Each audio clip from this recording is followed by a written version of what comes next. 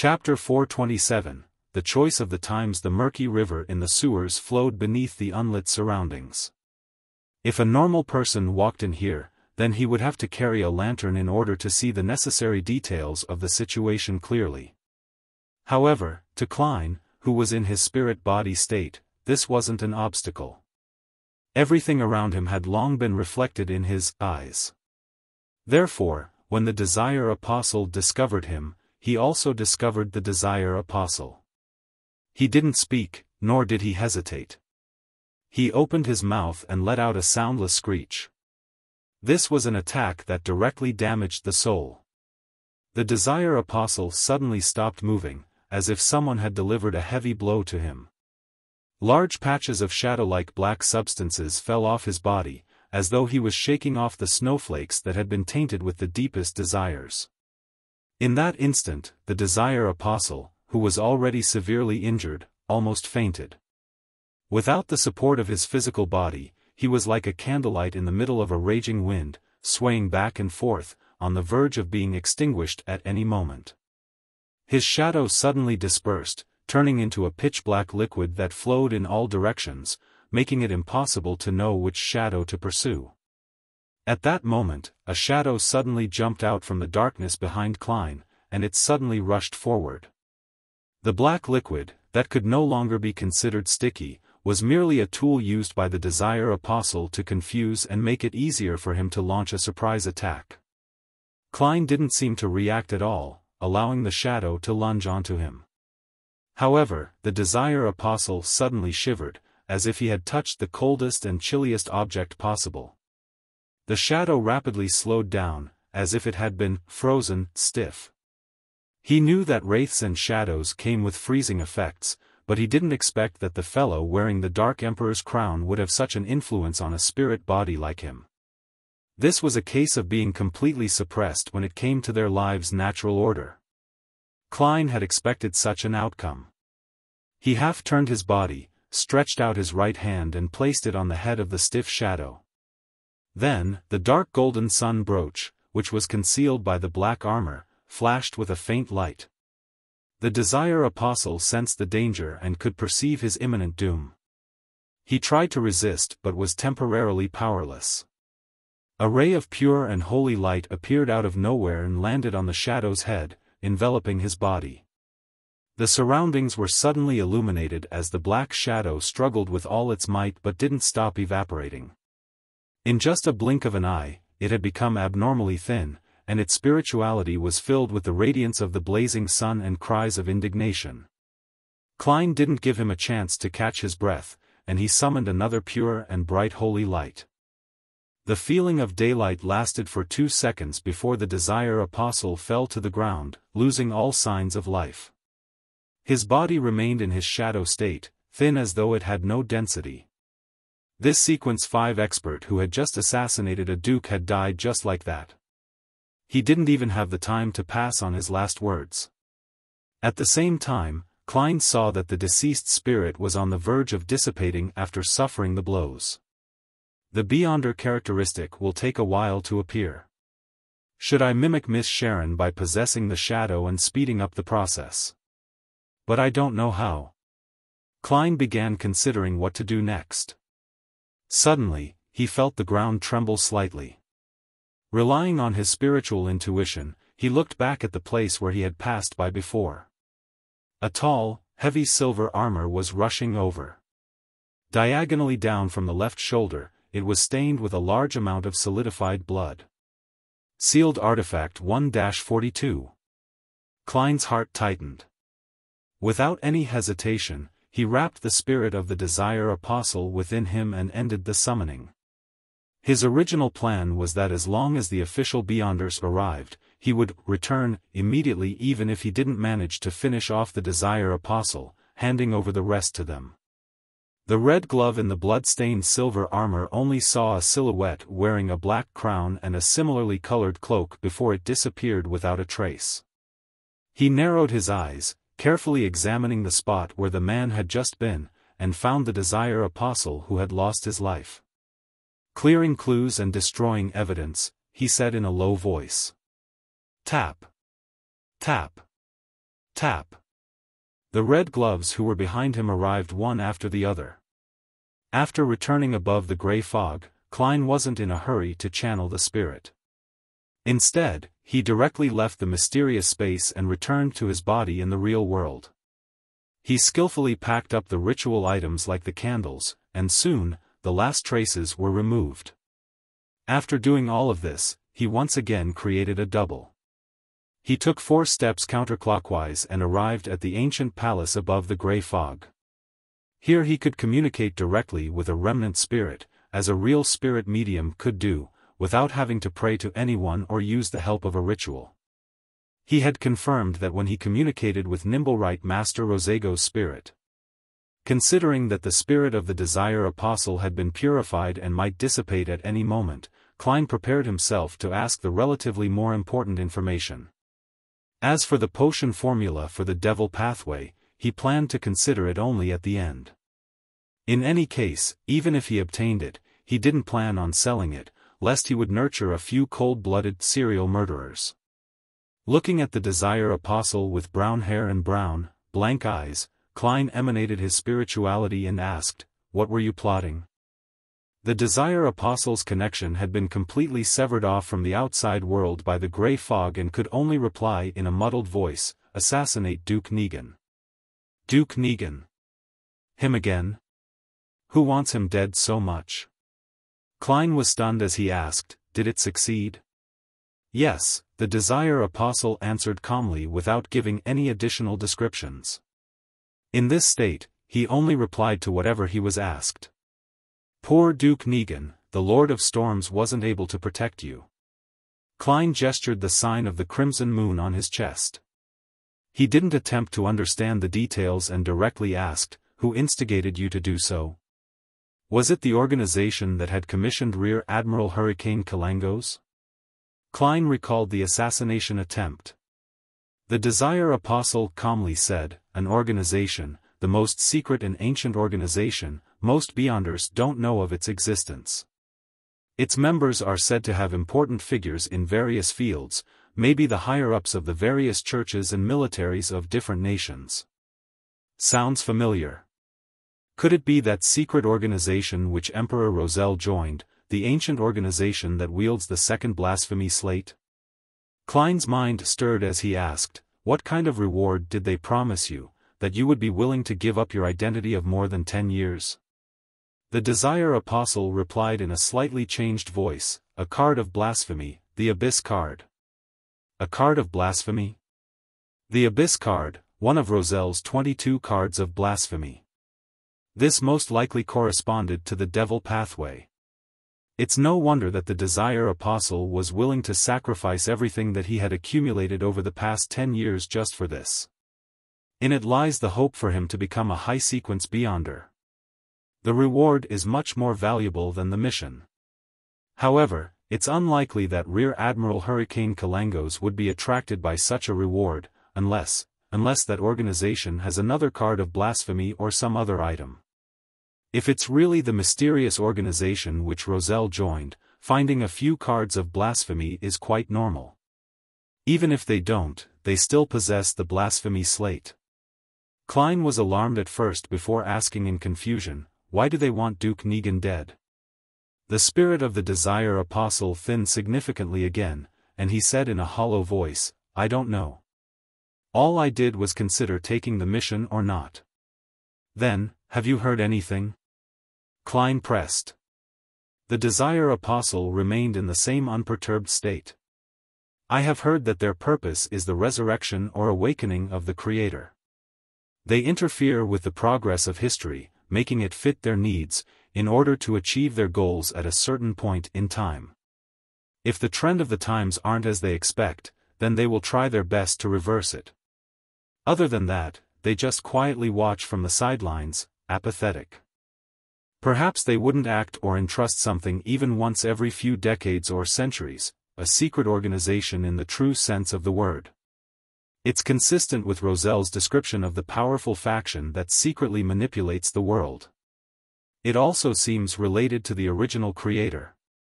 Seeing that the spirit body of the Desire Apostle was about to disappear, Klein quickly asked, What is the name of that organization? How can they be contacted?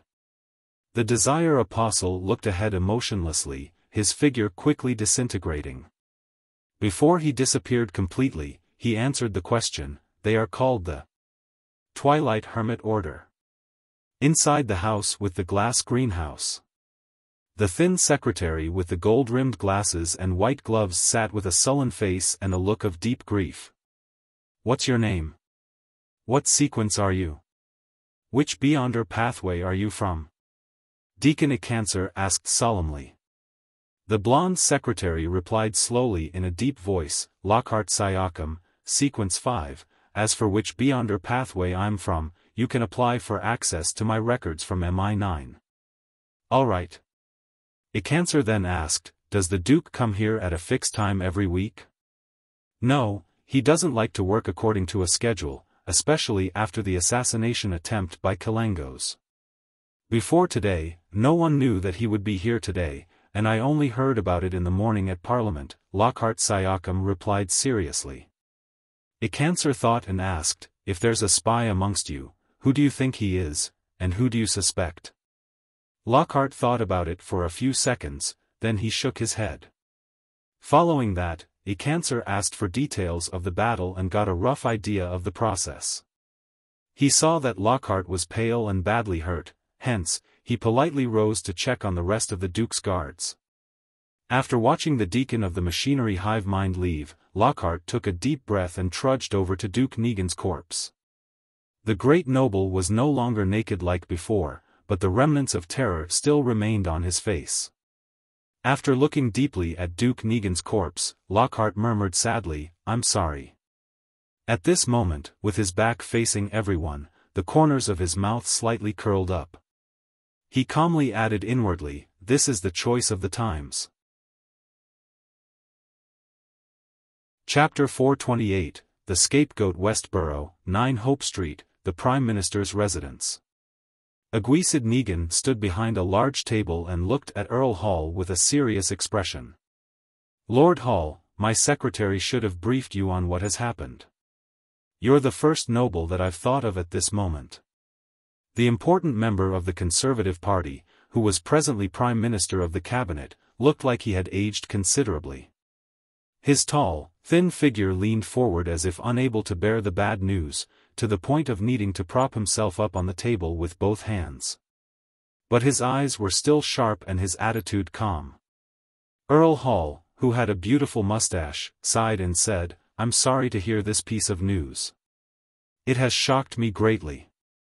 I was thinking of visiting His Grace in a few days to discuss the bill that we're all very concerned about, but who would have known that he would be attacked, having lost the handsome appearance of his youth due to his deep smile lines and the fattening state of his body. He first expressed his condolences, grief, and empathy, then he restrained his emotions and said, His Grace is already dead. Compared to crying and being angry, we need to be more careful and calm.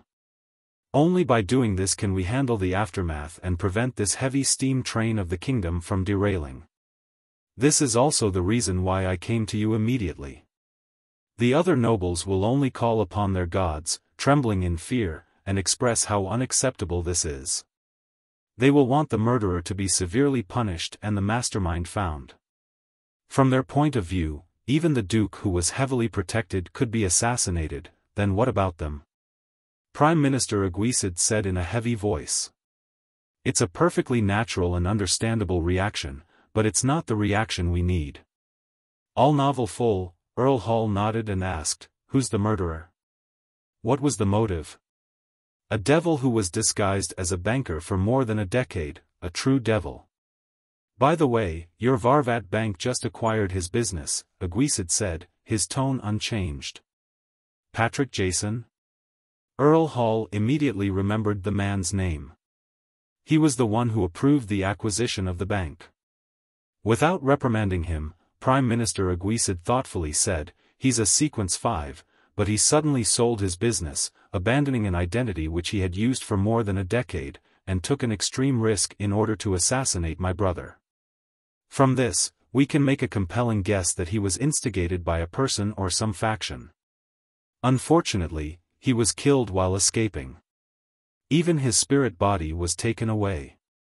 According to reports from the Nighthawks, it was done by the hero bandit Dark Emperor.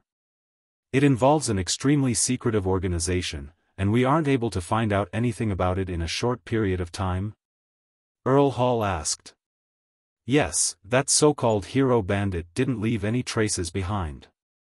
We can only start with the people who had come into contact with Jason in the past few months. This will take a lot of time, and there may not be any results. Aguisid gave an affirmative answer. Earl Hall took 2 steps forward and asked, "What's His Majesty's attitude regarding this?" "Grief, but no specific thoughts," Aguisid replied. Earl Hall frowned and said after some thought, "In that case, the important thing isn't about who's the mastermind behind the scenes, but what goal they wish to achieve through this matter.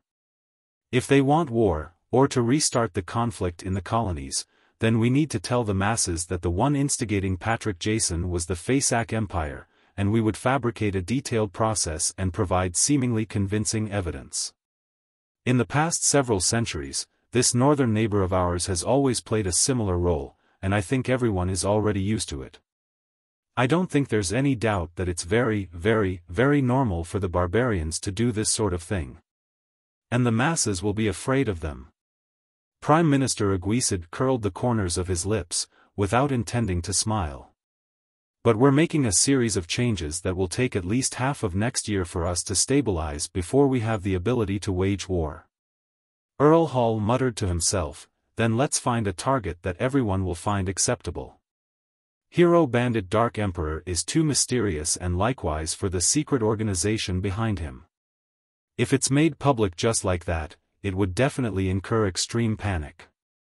People are always afraid of the unknown. Yes, what about the Aurora Order? They assassinated that pervert from Intis a few months ago. It wouldn't surprise anyone if they do anything else. Their reputation is bad enough. Their situation has already been repeated by the papers numerous times, to the point of becoming a horror element or classic antagonist in many novels. Besides, it will effectively reduce the suspicions that others have on us. There will always be people that believe the previous assassination was us commissioning the Aurora Order. Also, while we're fighting against the illegal terrorist organization, let's clean up Backlund. There are too many dangerous people hidden here." Aguisid answered tersely in agreement. "The Aurora Order isn't a bad target. We shall first use them as a target. When the next year comes and we're ready, then we'll publish the results of the investigation, making an accusation that the one instigating the Aurora Order was the Faceac Empire. I believe that no one will care to defend a terrorist organization and the northern barbarians." Earl Hall was taken aback for a moment before saying, "This goes one step further than I thought." Without another word, Aguisid stood up and said, "I'm going to meet His Majesty now." Having said that, he looked at Earl Hall. "You have to be careful of your safety too. We still haven't figured out the motives of the people who assassinated my brother." "Humph, the Church of the Lord of Storms has already agreed to replace the Archbishop of Backlund Diocese. Snake is always late at crucial moments. The believers of the storm are always irritable, irascible, stubborn, conceited, and easily maneuvered by others. Don't be prejudiced. For example, Lumi is very intelligent." Earl Hall let out a low laugh, and then he tapped his chest 4 times. "Thank you, the goddess will protect me. The Twilight Hermit Order sounds very imposing." Returning to the real world, Klein stood up and pressed the mechanical button for the toilet. He walked out of the bathroom amidst the sound of running water and thought about the information he had just received from spirit channeling. He suspected that Twilight Hermit Order was the ancient organization with the second blasphemy slate which Emperor Roselle had joined. To choose to have someone assassinate Duke Negan for the sake of a so-called historical process sounds a little absurd, but it also seems to make sense. Their goal is to revive or awaken the original creator? This is similar to the City of Silver's belief. Little Sun and company have never believed that the creator is dead. They can only accept that he has abandoned that piece of land and has been trying to get a response from him. Klein paced back and forth, letting his thoughts wander. After an unknown amount of time, he suddenly heard knocking on the door. It wasn't an attendant or maid from the Quelag Club, but the bespectacled Carlson, one of the machinery hive mind members whom Klein had seen before. "How did you get in?" Klein asked deliberately. When Carlson saw that he was indeed in the room, he relaxed a little. Seeing that no one was around, he smiled. "As a Beyonder, we often have all sorts of methods." He received news from Deacon Icancer, learning of the Desire Apostle's death, and came to confirm my situation. As for my performance, it's rather successful. My illusion of a living person wasn't exposed, and I successfully pulled the wool over everyone's eyes. Klein's heart stirred and said, "Your expression tells me that there's good news?" "Yes, Patrick Jason Beria has been killed. You're safe and no longer need to be protected by us," Carlson said honestly. Such feedback made Klein feel the potion inside his body to seemingly accelerate its digestion. Surprised and delighted, he asked, "Are you sure?" "Yes." Carlson gave an affirmative answer. "That's great," Klein said happily. Carlson looked at him and complimented him wholeheartedly. "Your detective instincts and logical thinking have given us a great deal of help. The deacon wrote that after this matter is over, a reward will be given to you in secret. Probably about £1,000. £1,000. Not bad, very generous.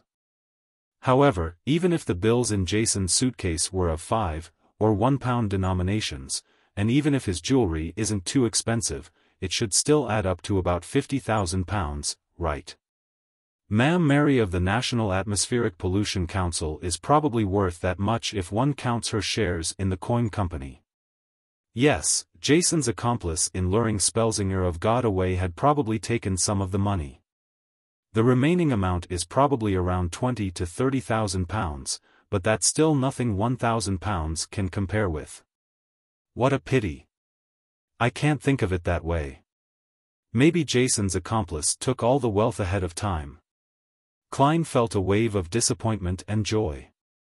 And the reward from the machinery hive mind was even more proof of the success of his performance during this period of time. It made him feel like he was only one step away from completely digesting the potion. This is something I should do. After all, the person being threatened is me. Klein smiled. He wasn't worried about retaliation from Jason's accomplice, because revenge was only a ruse. More importantly, he would be a Sequence 6 by then. Carlson nudged his glasses and said thoughtfully, "Sherlock, you're also a believer of God. We hope to establish a good relationship with you. In the future, you can inform us of whatever you encounter and gather. This is them developing me into an informant of the machinery hive mind. I have another channel for reimbursement." Klein drew a triangular-shaped sacred emblem on his chest. "No problem." No longer being protected by the machinery hive mind, Klein stayed at the Quelag Club until dinner, then he slowly took a carriage back to 15 Minsk Street. He opened the letterbox out of habit and saw a new letter with no postage stamp. The letter was from Detective Isengard Stanton, who left it after an afternoon visit, had written. "I heard from the machinery hive mind of the suggestion you offered. Your sharpness and caution is truly astounding. If you weren't already a Beyonder, then I would even believe that being a reader is the pathway that suits you best. You truly are the best young man at deduction that I've ever met." Klein stood in the living room, reading Isengard's letter by the light of the gas lamp. This time, there was nothing new to the performance. It was done step by step and conformed to the past performances. It didn't even have much of an effect. But there were enough people in the audience, and all of them were by my side, which allowed me to get feedback directly. Klein held on to the letter as he reflected over the matter. He half closed his eyes and felt something inside his body rapidly disintegrating and dissipating. Numerous illusory stars around him seemed to appear, and he could only feel a very weak attraction from the resplendent stars. On the last month of 1349, his magician potion was finally digested. Chapter 429. Various parties. The street lamps at night illuminated the wet ground, which was sent splashing by the occasional horse carriage that passed by. Backlund was located in the middle of the kingdom, only dozens of kilometers from the Sonia Sea, and it rained frequently all year round. The highest temperature in July was only 28 degrees Celsius, and the lowest was around 2 degrees Celsius in winter. The weather seldom had a chance of dropping to 0 or lower, but this didn't stop people from feeling the cold here. Even the northerners from Faisac, who were used to living in ice and snow, sometimes couldn't bear the humidity that penetrated through their clothing and flesh. Klein stood behind the oriel window in a room which didn't have its fireplace lit. He looked at the tranquil scene outside and felt relaxed in his body, heart, and soul.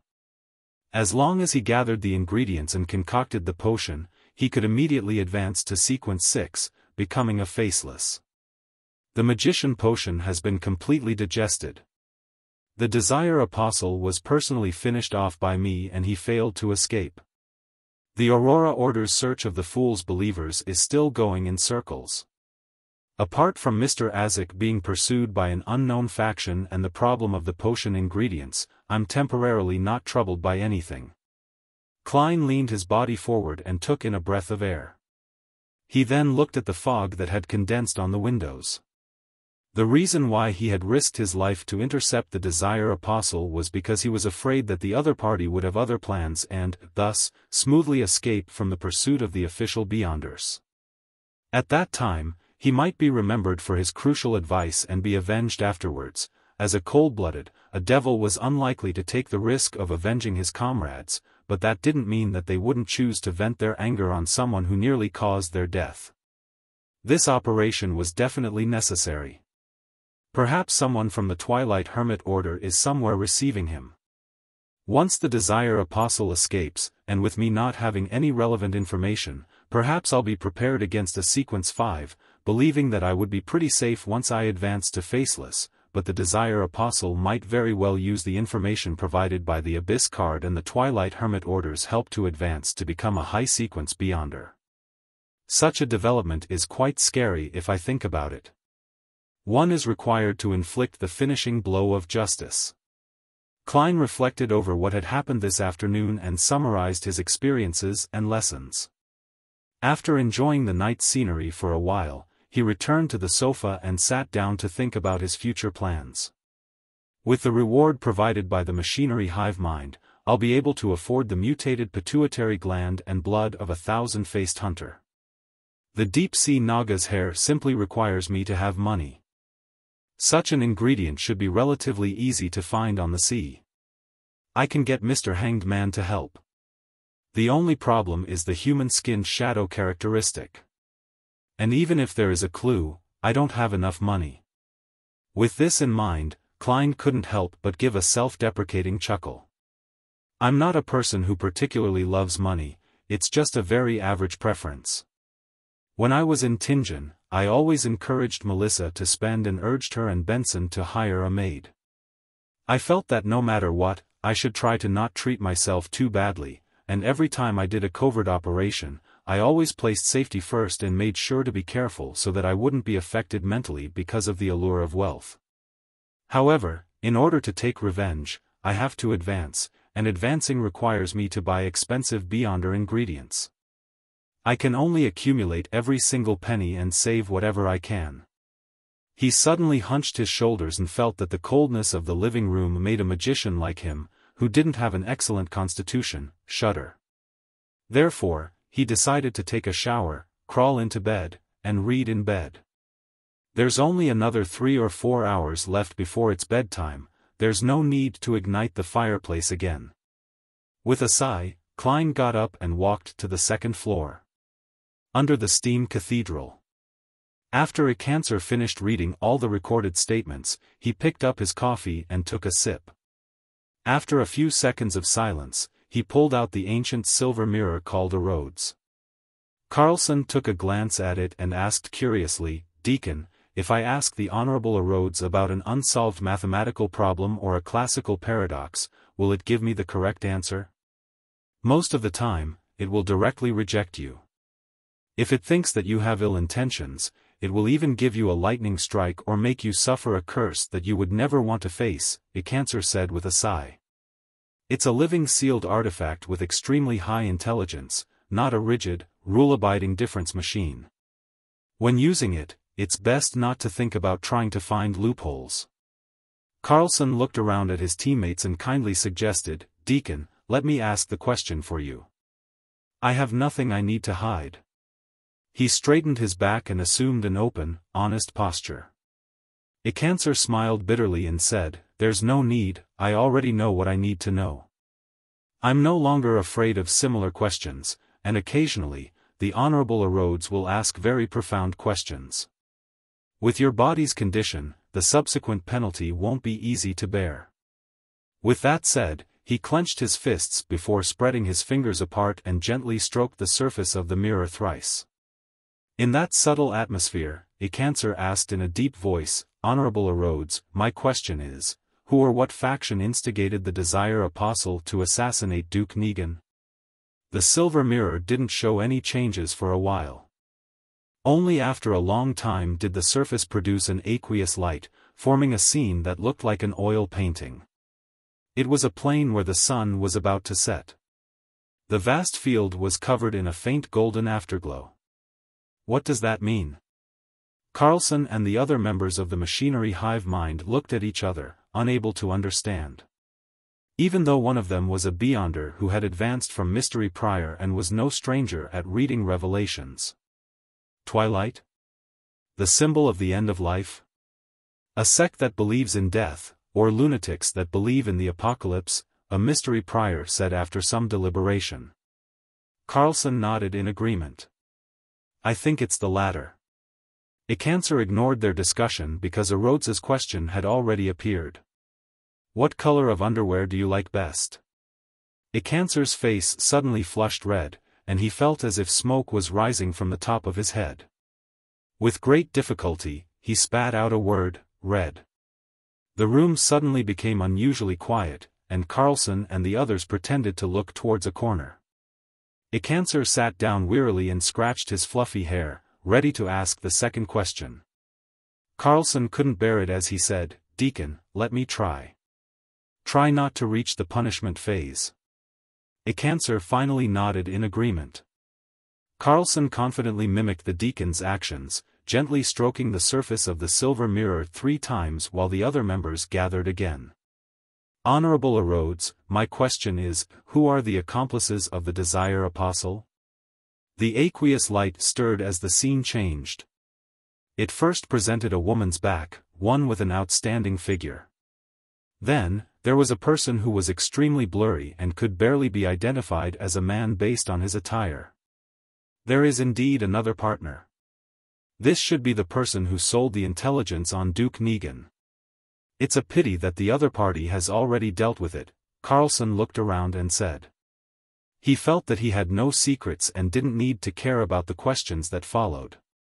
This time, the choices that Rhodes offered was a question, a mission, or a penalty. Without any hesitation, Carlson said, question.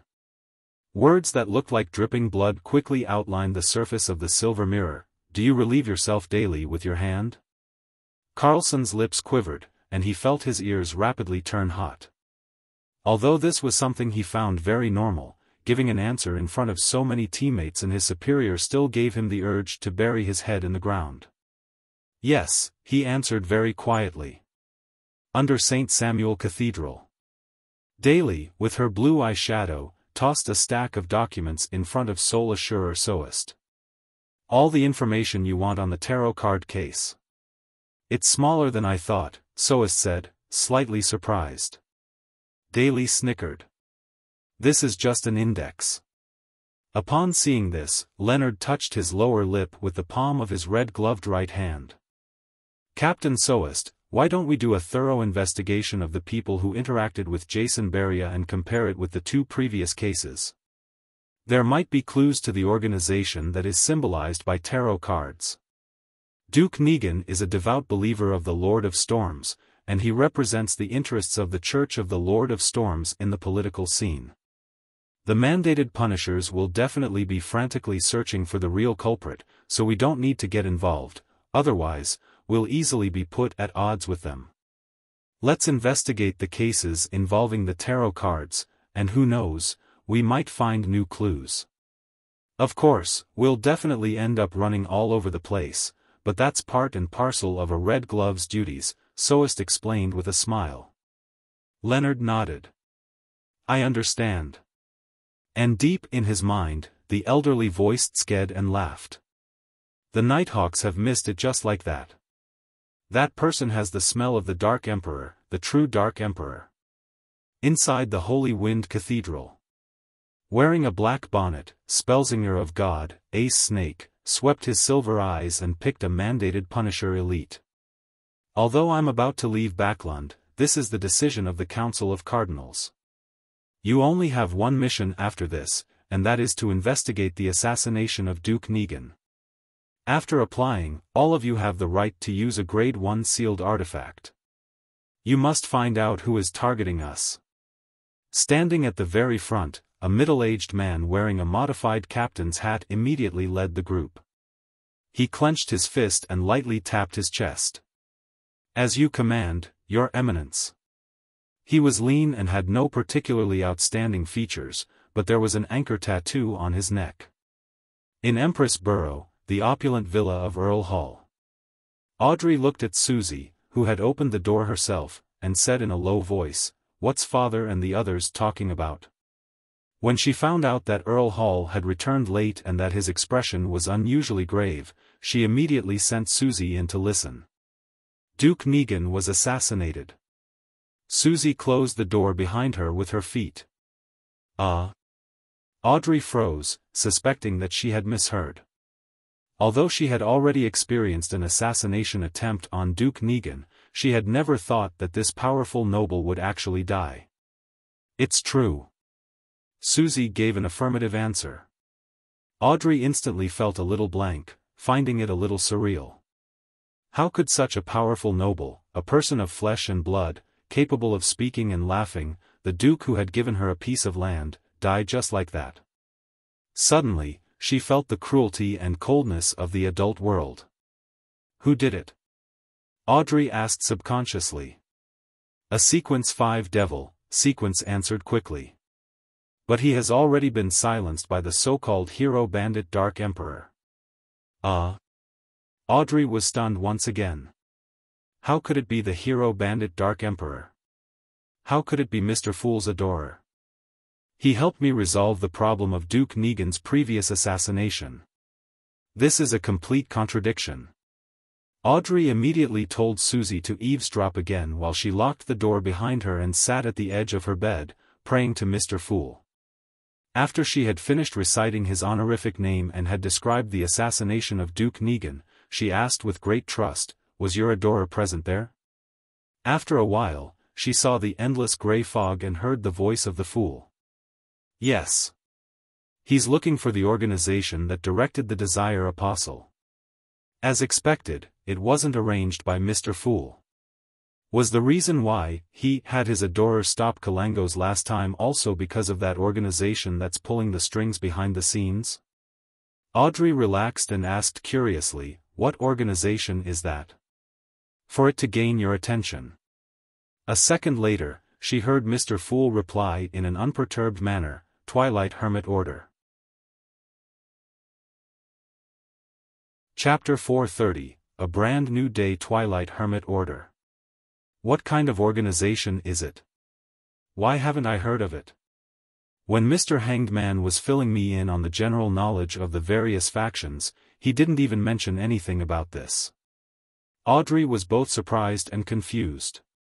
As the gray fog faded away, Mr. Fool's aloof figure had vanished. Her eyes darted around as she quickly made a guess. This organization known as the Twilight Hermit Order sounds even more powerful and mysterious than the other underground powers such as the Aurora Order and the Life School of Thought. It's so unknown that even the knowledgeable and experienced Mr. Hanged Man, who's closely related to the Church of the Lord of Storms, doesn't know of its existence. And their plot was directed at a powerful noble of the kingdom, one of the most powerful people in the world. They might be the observers hidden in the deepest depths of the Beyonder world, the true controllers. They influenced the situation of the northern and southern continents, so it's no wonder that they would be noticed by Mr. Fool. The last time Mr. Hanged Man successfully got his adorer to help wasn't because the promised reward was sufficiently high, but because Mr. Fool himself was targeting Twilight Hermit Order.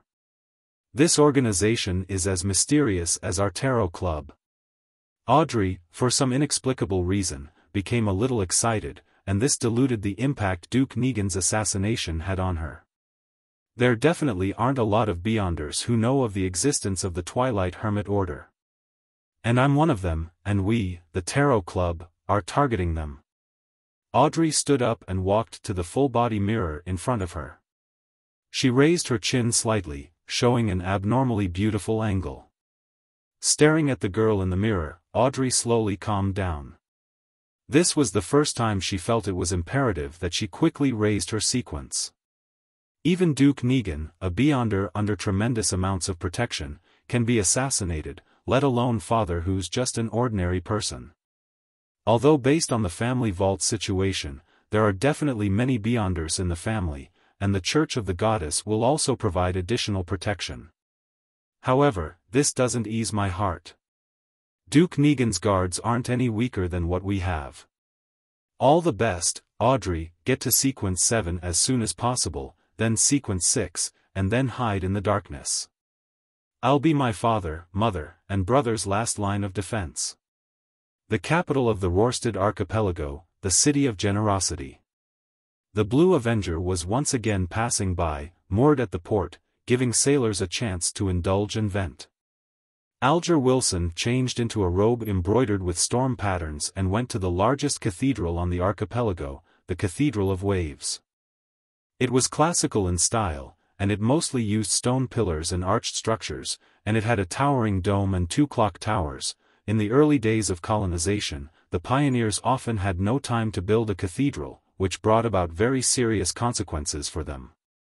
Surrounded by tribes, jungles, and ancient buildings, they would often die mysteriously in great numbers for no reason at all, even after they had conquered the region. This situation, which had caused a great panic, gradually deteriorated after the cathedrals of the various churches were built, becoming something that happened only once in a while. Standing in front of the cathedral, Alger was in no hurry to enter. Instead, he looked through the narrow windows at the dark and mysterious atmosphere and the warm candlelight that illuminated the activity area.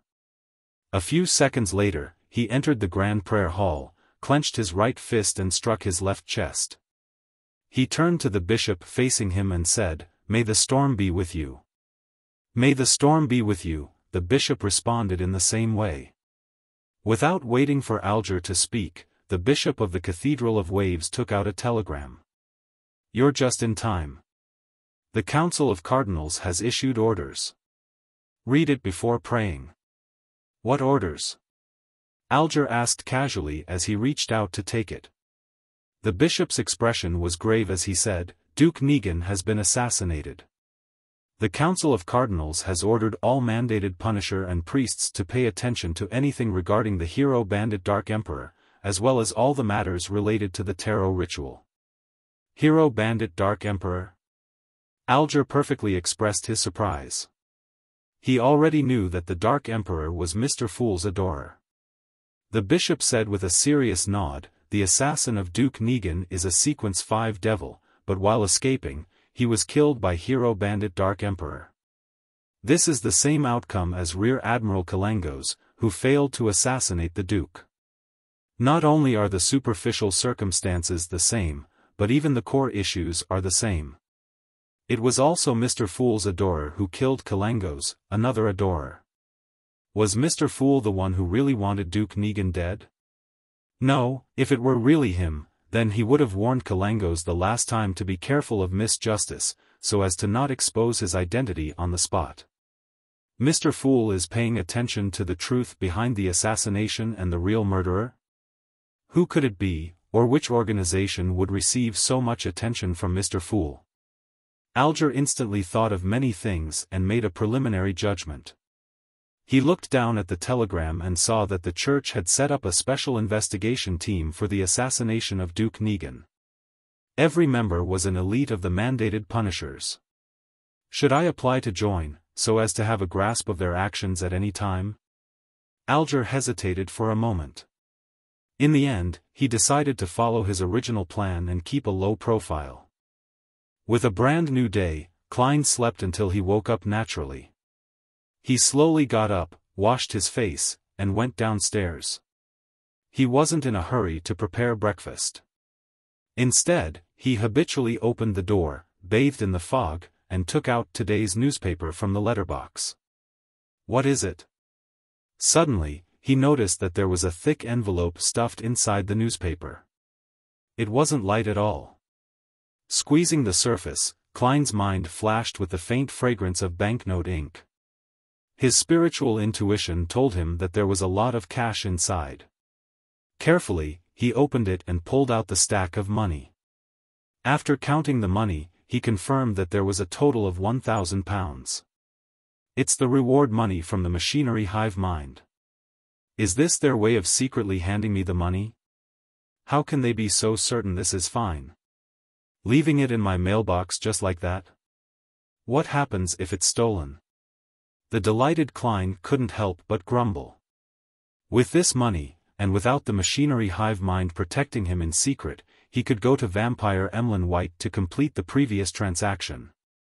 After breakfast, Klein immediately put on his coat and hat, held his cane, and stuffed the newspaper in his arm and went out. On his way to the carriage stop, he saw his landlord, Mrs. Stellan Sammer, directing the maid to load the suitcase into the carriage in front of the door. "Good morning, Mrs. Sammer." Klein smiled and greeted her. Stellan smiled modestly and returned the greeting. She seems to have recovered mentally. Who knows what happened to her? Klein curiously asked, "Where are you going?" "It's almost New Year's. Mary gave Luke some time off in advance. We're going to Desi Bay to usher in the new year," Stellan said proactively. "Sigh, we've been to a few of the cities there, including the famous coastal towns. This time, we're preparing to go to Fainapotter. I've heard that the scenery in Seville City is quite good." Klein replied in jest, "How enviable. What about you? Detective Moriarty, where do you plan on spending the new year?" Stellan asked with a smile. "I'm probably staying here." "Oh right, I have to prepare some tools to repair the wall which Stewart had previously shot a hole in." Klein smirked and said, "Back to mid-seashore, where the winter smells different." The smile on Stellan's face became even more obvious. "I hope to meet you at Desi Bay in future New Year's Eve celebrations. South of the bridge, Rose Street, Harvest Church." Upon seeing Detective Sherlock Moriarty in his black tweed coat, Emlyn White, who was carefully wiping the candle stand, smiled. He combed his hair, walked over with his head held high and said in a low voice, "There's information on Jason Beria. A sanguine knows him. I have his information as well."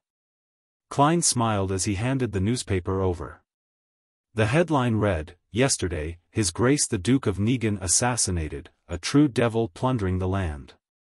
Beneath the title was a detailed description of the assassination yesterday, and it revealed that the murderer was a banker named Patrick Jason who was killed on the spot, and the terrorist organization, the Aurora Order, claimed responsibility.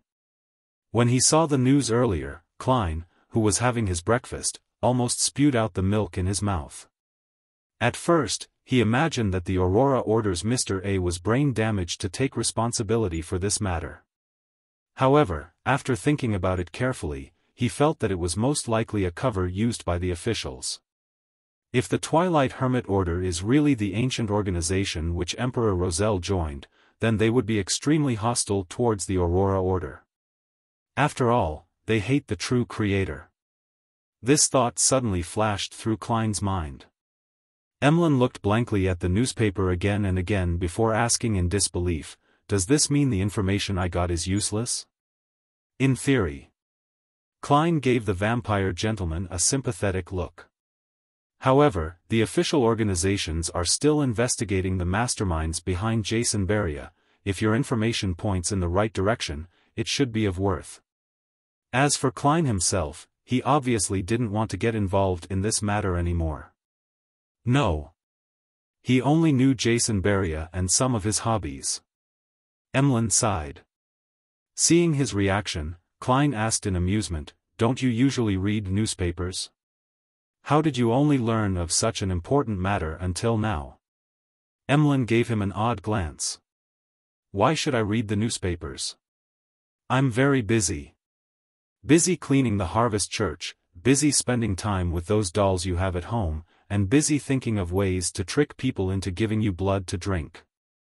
You really are a New Age vampire." Klein opened his mouth, but he used his clown powers to suppress the laughter he was about to let out. He didn't tease Emlyn White and said seriously, "I've already gathered enough money for those 2 ingredients. When can you give them to me?" Chapter 431. A drowning man shouldn't desperately clutch at straws. Upon hearing Klein's question, Emlyn White jumped in fright as he carefully sized him up and said, "You're richer than I thought." He had imagined that Sherlock Moriarty would take at least a week to raise £2,450. "I've been saving for a long time."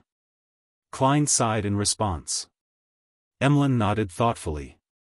"It's so lucrative being a private detective. This is just an identity that makes things convenient. If you don't encounter a huge bounty, it'll be £200 to £300 a year," Klein said frankly. Emlyn glanced at him and asked casually, "So what do you actually do? Smuggling arms? Stealing from the vaults of the rich and powerful?"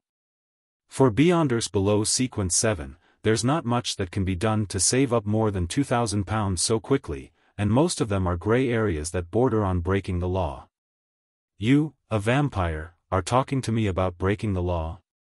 It seems like you're rather eager to make some quick money." Klein smiled. "Except some relatively dangerous missions, if you aren't afraid of death, you can try." Emlyn shut his mouth, and only after a long time did he say, "Come and find me in the evening. I'll take you to the Seller's place." What an obedient vampire. Klein was about to agree, but he suddenly found it unsafe. What if the Seller gets thoughts from seeing all the money? What if he doesn't have the corresponding Beyonder ingredients and is trying to fool me to commit a robbery? Emlyn White can be trusted, but not necessarily the Seller he's introducing. I have to find an excuse to perform a divination above the grey fog to confirm the degree of danger. Yes, there's no need for it to be so complicated. There's a better way.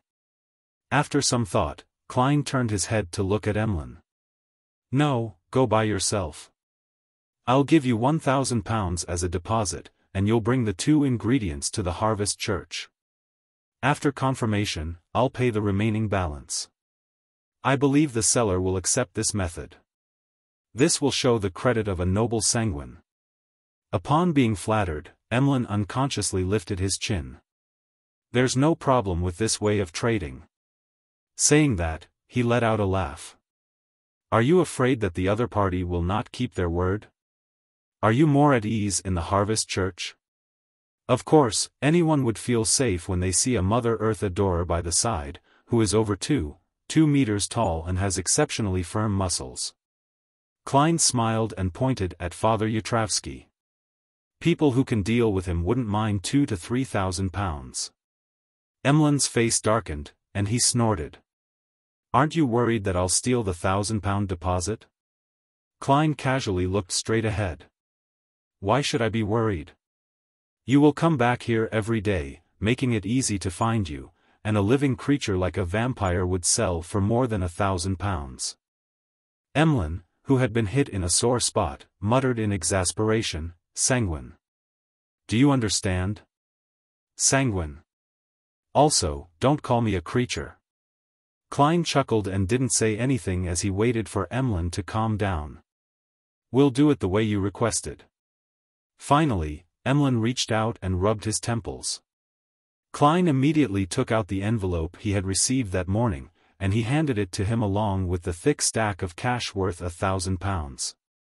See you here at 8 tonight. After counting the bills and after confirming that there was no mistake, Emlyn warily stole a glance at Father Yatravsky and said in a low voice, "Mr. Private Detective, with you being in contact with a lot of intelligence and news, have you heard of an evil god known as the Fool?" Evil? Evil? UF. Inwardly, Klein nearly threw out a profanity. He answered with the most normal expression, "Many people are searching for believers of the Fool recently. Are you planning on joining their ranks to obtain the relevant bounty?" Emlyn sighed and said, "No, I'm only considering whether I should ask this evil god or the evil soul to help me dispel the psychological cue.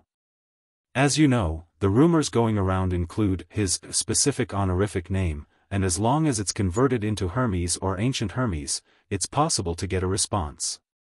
What do you know about him? How much harm will he bring to his believers? Will he forcefully change the believers' views? Although it points to me, I still have to say.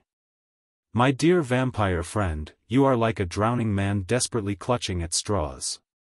Feeling mixed emotions, Klein said, "The Fool is very mysterious. Up to this day, apart from the news you already know, no one knows of his detailed situation. For example, how vast his clergy is, or what sort of corresponding prayer rituals there are. What puzzles me is that you aren't considering the two of your sanguine's ancestor, the ancient goddess Lilith.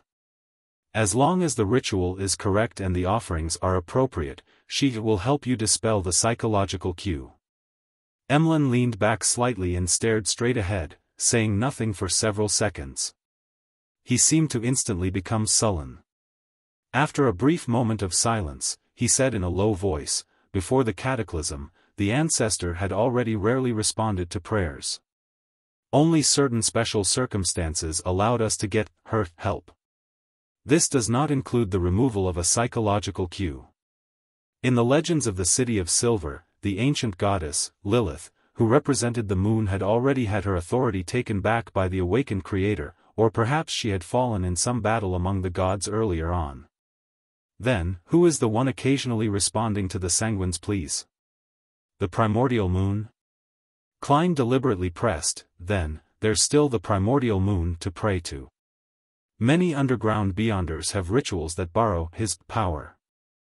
This is mainly referring to the shaman king and the corresponding biological creatures." Klein added inwardly. Emlyn's lips quivered, but he didn't speak as there was an indescribable fear on his face. After a long time, he solemnly said, "I suspect that the primordial moon was impersonated by some evil god or a high-level devil. People who pray to him mostly experience change, turning cruel, crazy, and even filled with desire. And the remaining ones, with the sanguine mainly, there is a higher chance of them losing control and becoming true monsters. There was once a powerful sanguine that tried to pray due to some danger, but she ended up turning into nothing but a hunk of meat that only knows to mate and reproduce. She, together with bulls, rams, stallions, mice, and even plants and rocks, gave birth to one strange descendant after another. Each one of them developed their own monster species. Thankfully, she was quickly eliminated along with her descendants. The primordial moon is that dangerous? There was no mention of it in the Book of Secrets. Had Shaman King Klarman's thoughts been corrupted? Fortunately, I only referenced, modified, and prayed to myself." Klein's heart raced in fright as a result of Emlyn White's description. This made him acutely realize that the hidden existences other than the 7 deities were indeed not that trustworthy. "Except me." He sighed. At that moment, Emlyn smiled bitterly and said, "If the negative effects brought by the Fool isn't that great, praying to him might be something to consider.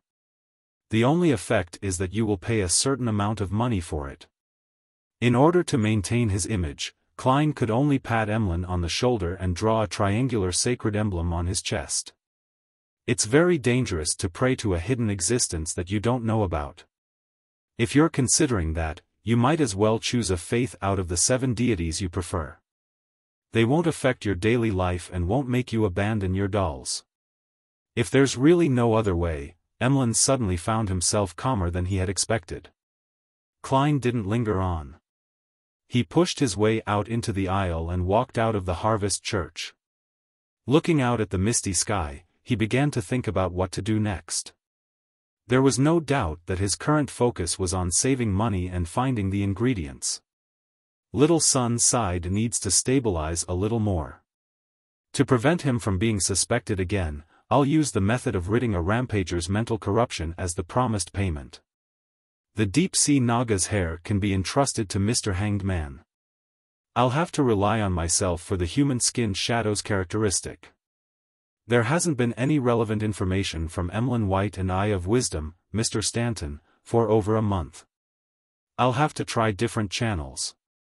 Yes, it's been quite long. It's likely that the high-sequence Beyonder of the Rose School of Thought isn't monitoring the Bravehearts bar that closely. I'll go visit it in the evening and see if I can contact Miss Sharon and Merrick. Klein quickly had an idea.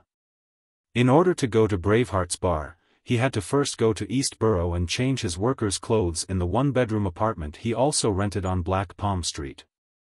As he thought of this, he walked towards the carriage stop on the opposite side of the road. West Borough, inside Grim Cemetery.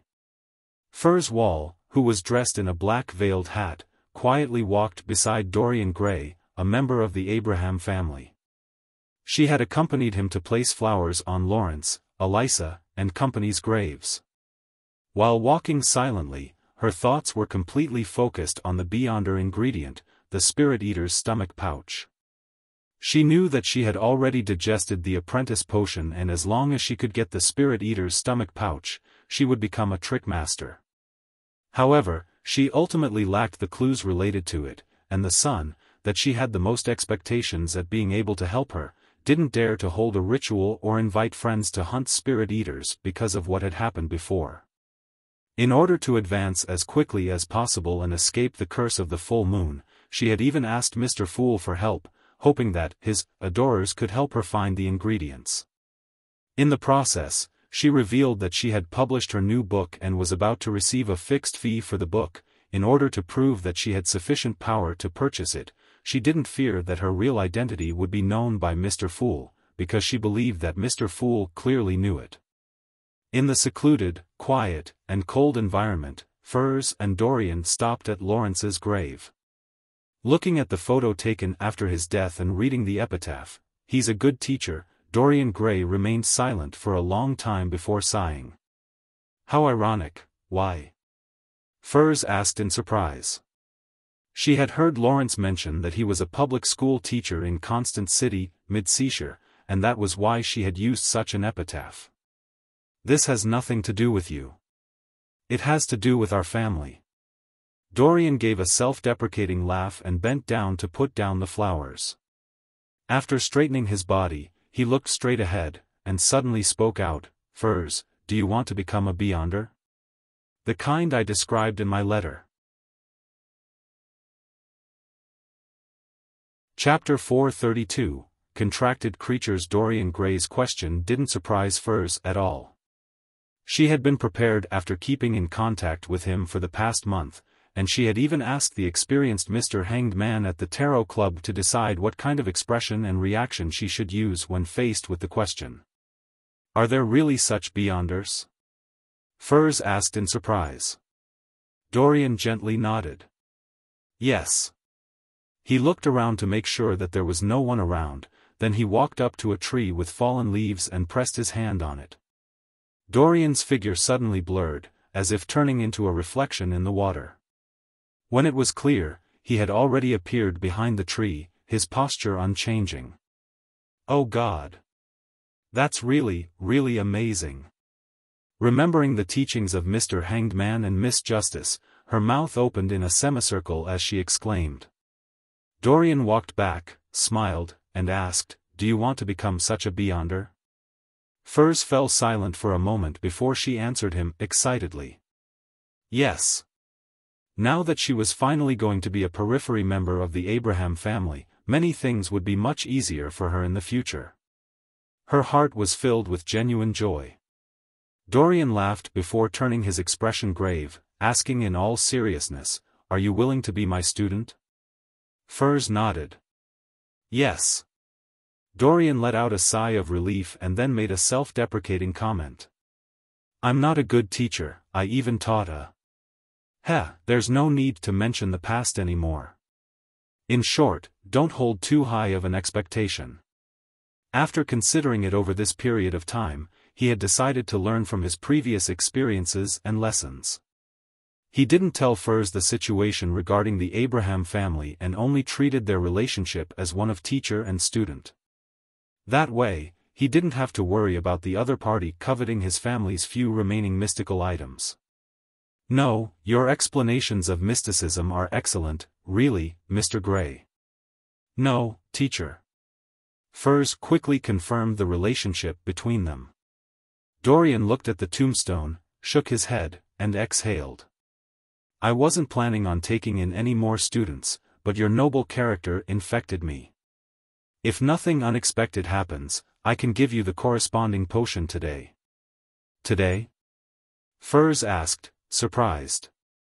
Back when she went to Backlund Station to pick up Dorian Gray, she noticed that he was carrying only a very small suitcase, barely enough for a change of clothes. There was no evidence that he had any Beyonder ingredients on him. Does he have his own resources and channels in Backlund, ones that belong to the Abraham family? Furs made a vague guess. Her original plan was to rely on the inconvenience of the distance between them to sell off the Beyonder ingredients for the apprentice potion, and then tell him that she had successfully advanced to become a Beyonder. This way, she was able to obtain a considerable amount of cash, as well as to avoid the tragic consequence of taking the apprentice potion again and having to spend time to digest it. "Yes." Without explaining, Dorian pointed in the other direction. "Let's go see Libero and Elisa first." Taking a turn, they left Grim Cemetery and returned to the house in Sherwood Borough which Furs and Zio had rented. For the past month or so, Zio, who had advanced to sheriff, had been leaving early and returning late every day in order to pay off her heavy debts. She had been trying hard to get every bounty she could get, so there was no doubt that she was of the house around noon. "Is there a quiet room?" Dorian looked around casually. "Plenty." Furs led her new teacher into the activity room on the first floor. Dorian circled the room, checked the surroundings, and then asked Furs to light a candle mixed with a piece of dark red sandalwood. He closed the door and drew the curtains. He walked to the candle and took out 2 bottles of essential oil and some common herbal powders. Holding a ritual? Shouldn't there be 3 candles? Furs curiously watched from the side and didn't rashly open her mouth, as if she was stunned by the atmosphere. After finishing the first part of the ritual, Dorian took a step back and, with a serious expression, switched to the language of ancient Hermes. I summon in my name, special spirit bodies roaming the upper realms, the void creature that loves music, Dorian Gray, Abraham's contract companion." Whoosh! There was a sudden gust of wind in the activity room, and with a sobbing voice, the flickering candle flames were tinged with a deep blue hue. The rings of light quickly spread out, forming a door that was beyond the concept of normality. A ball of semi-illusory and half-corporeal objects flew out from the bottom of the circle of light. Its entire body was colored a milky white. There were no eyes, nose, arms, or legs around it. Only an opening which resembled a mouth cracked open over its surface. Dorian grinned, opened his mouth, and began to hum a gentle folk lullaby. The ball swayed left and right, appearing extremely satisfied. After he finished humming, Dorian extended his hand. "Malmouth, give me the items that I deposited with you the day before yesterday." The ball jumped up and down as its body suddenly swelled while it opened its mouth extremely wide. Then, it spat out 2 Beyonder ingredients which had strange lusters to them. "To think that can be done." Furs stared in surprise. Dorian caught the apprentice potion's main ingredients, cancelled the summoning, and ended the ritual. He turned his head and smiled at Furs. Even in the spirit world, void creatures like Malmouth are extremely rare. Under normal circumstances, summoning rituals will not point to them. An elder of a sufficiently high sequence must enter the spirit world and, after a long period of searching, make a contract with one of them.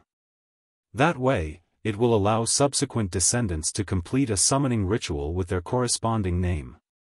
After the void creature arrives, a new contract can be made, making them closely connected to oneself and no longer summonable by others. So that's how it is. That sounds interesting. Furs said from the bottom of her heart. She couldn't help but look forward to the future. If I don't consider the curse of the full moon, or how ordinary beyonders are being suppressed and constantly facing danger, exploring this wonderful world would be the most delightful thing. I hope that one day I can truly roam the spirit world.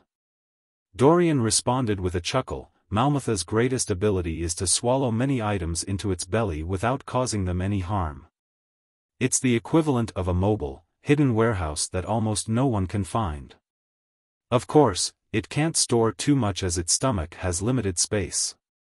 Also, it doesn't like people without talent in music. It would reject signing a contract with such people. At least I can play the lyre. Just as Furs breathed a sigh of relief, Dorian instructed her to get him a black stew pot.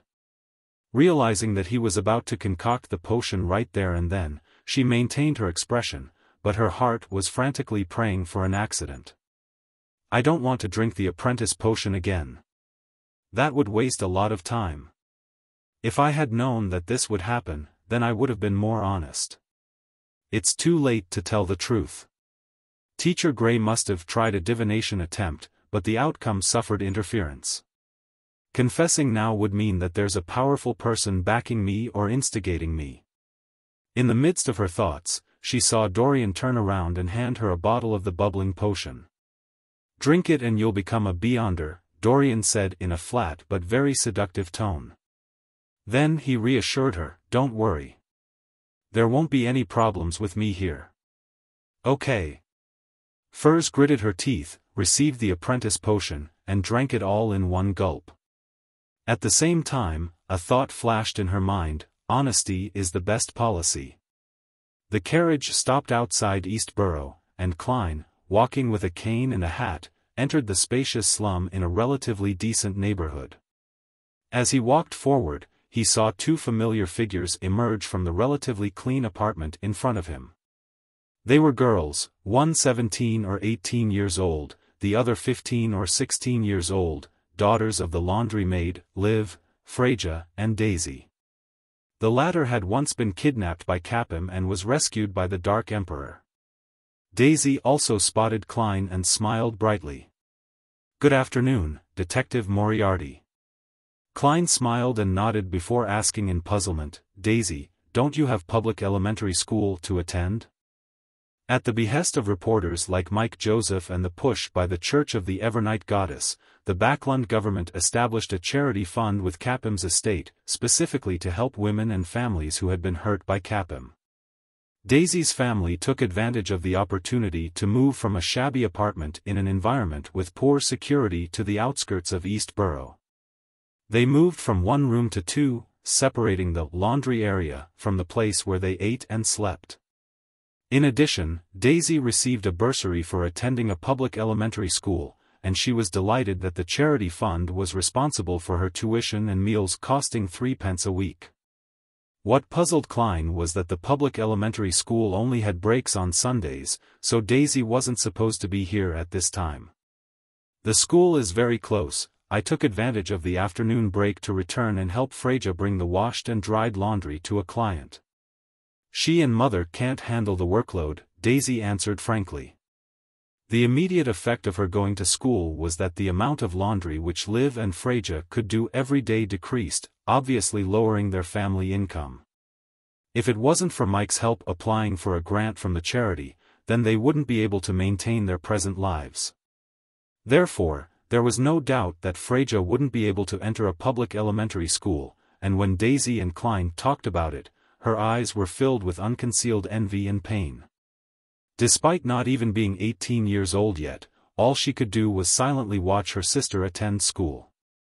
Klein noticed that detail and deliberately reminded Daisy, "You really should know that your mother and Freyja are having a hard time. Treat them well." Daisy nodded seriously and said, "I've thought about it. When things settle down, I'll teach Freyja what I learned during the day, at night and on Sundays. I'll be her only tutor." Freyja's eyes suddenly blinked, and she couldn't help lowering her head. "Good, very good," Klein praised her before bidding them farewell in a good mood, and he turned to another street.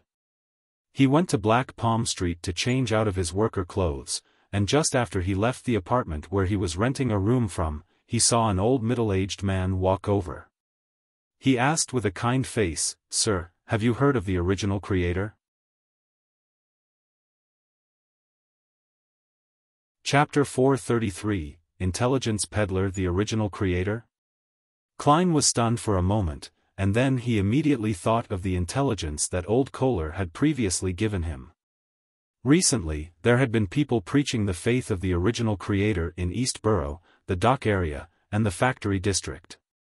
It pushed the belief that he hadn't really passed away and that he existed in the body of every human being and every object. As long as one served him wholeheartedly and praised him, then not only would his believers be redeemed after death, but they would also enter his kingdom. They would also suffer tremendous improvements in their present life, for instance, having sizzling meat to eat every day. This was very close to the Aurora Order's theory of the mutated creator, so Klein had decided that it was the secret organization which was behind it. He felt that they had begun to value the vast majority of the poor after the Lenivus incident. They've already developed so arrogantly to even solicit people on the streets?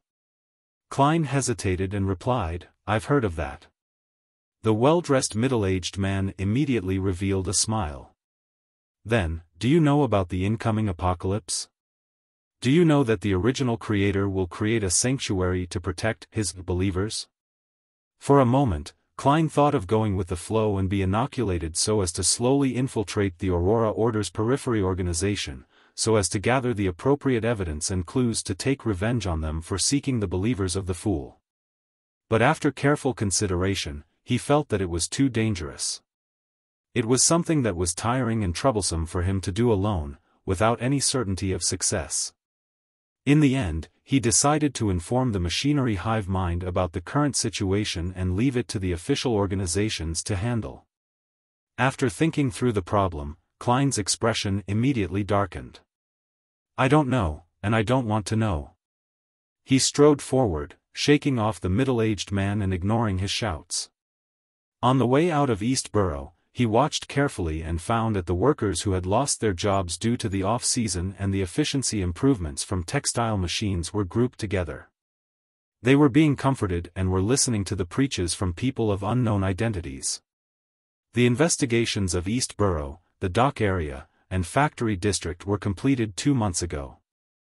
Why haven't the 3 churches and Parliament produced any concrete measures yet?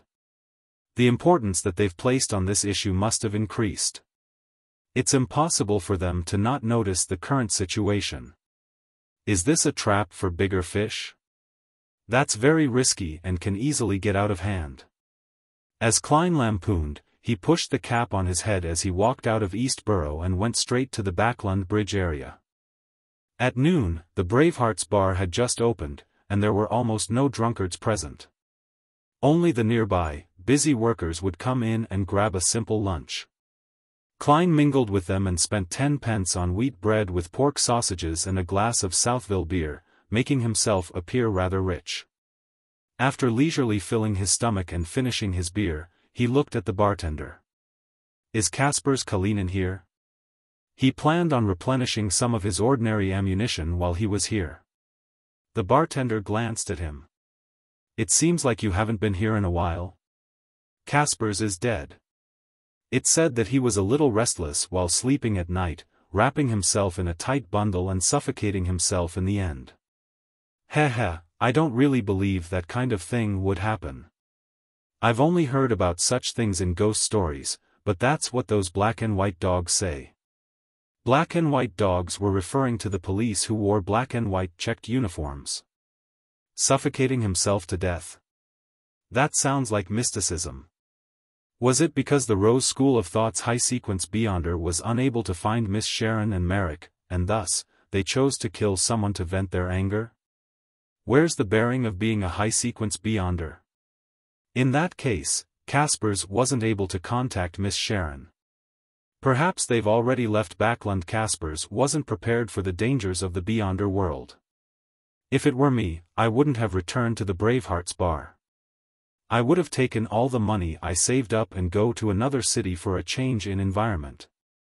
However, under normal circumstances, a high-sequence Beyonder wouldn't specially deal with such ordinary people. At most, they would force a mediumship ritual without considering the aftereffects. As expected of the self-indulgent Rose School of Thought. To think a high-sequence Beyonder would actually do such a thing. While feeling surprised, Klein also felt pity for the black market arms dealer. The bartender wiped a cup and continued, "If you wish to buy some stuff, there's a new dealer." "Who?" Klein asked in passing. "Old man.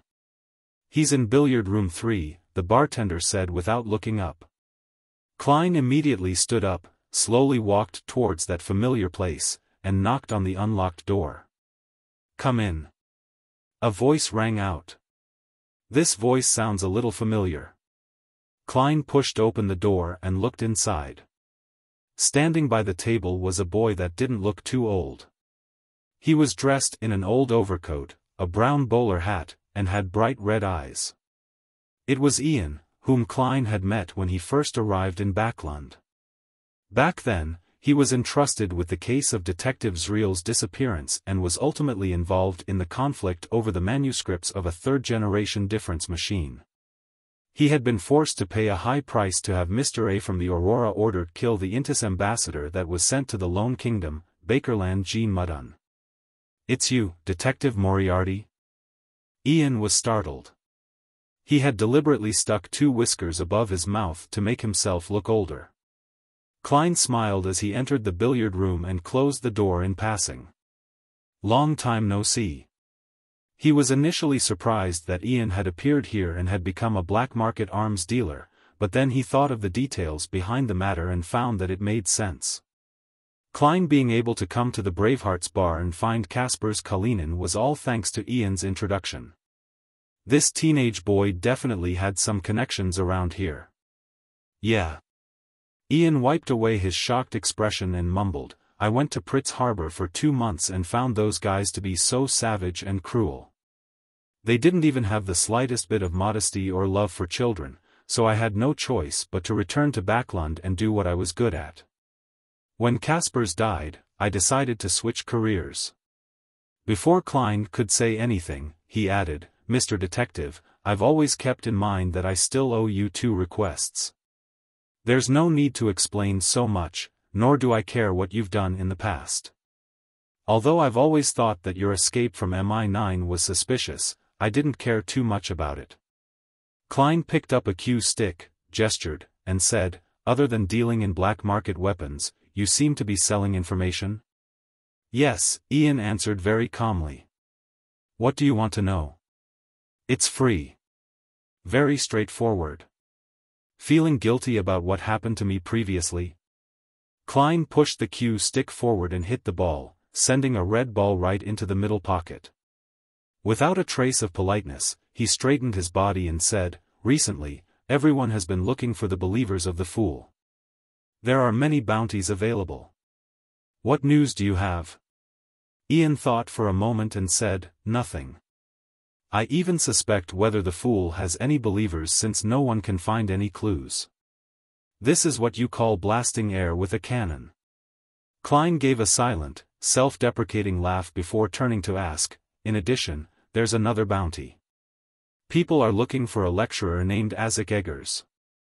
I wish to know who was the one behind the bounty, so as to determine if I should involve myself in it. Searching for people is very time-consuming." Ian didn't directly answer, he surveyed his surroundings and lowered his voice. Me 9. Me 9? It's not the numinous episcopate. It seems like it really was arranged by Ince Zangwill. He's trying to create conflict between Mr. Azek and MI9? Perhaps he knows some secret that he shouldn't be aware of? A series of thoughts flashed through Klein's mind.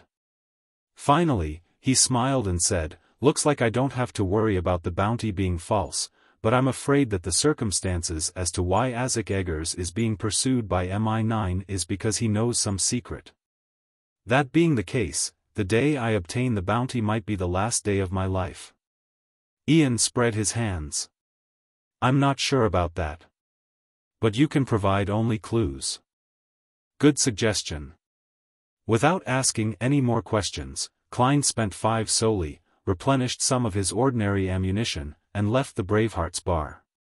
He got on the rental carriage and looked out the window at the gloomy weather. Suddenly, he felt a little wistful. Casper's Kalinin is dead, which also means that Miss Sharon and Merrick will give up this base. With me only being able to contact them unilaterally, it'll be hard to find them.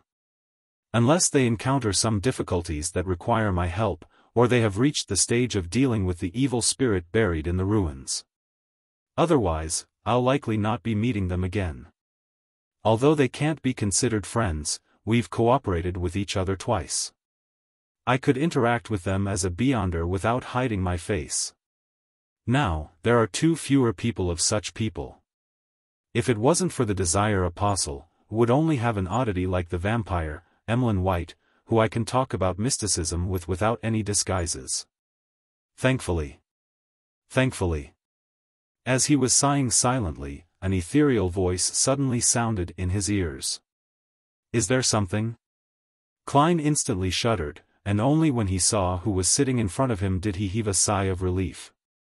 He laughed in exasperation and said, "Miss Sharon, do you always appear all of a sudden like this?" Dressed in a Gothic regal dress and a matching soft black hat, Sharon was sitting quietly on the other side of the carriage, her face as pale as ever. "I'll knock on the window next time." Sharon nodded without emotion. She didn't repeat the question, but she looked quietly at Klein in a reserved manner. Knocking on the window all of a sudden? That's equally scary. Klein was in no hurry to mention the matter about the human-skinned shadow, and instead he asked, "Has the high-sequence Beyonder left?" "Yes," Sharon said tersely.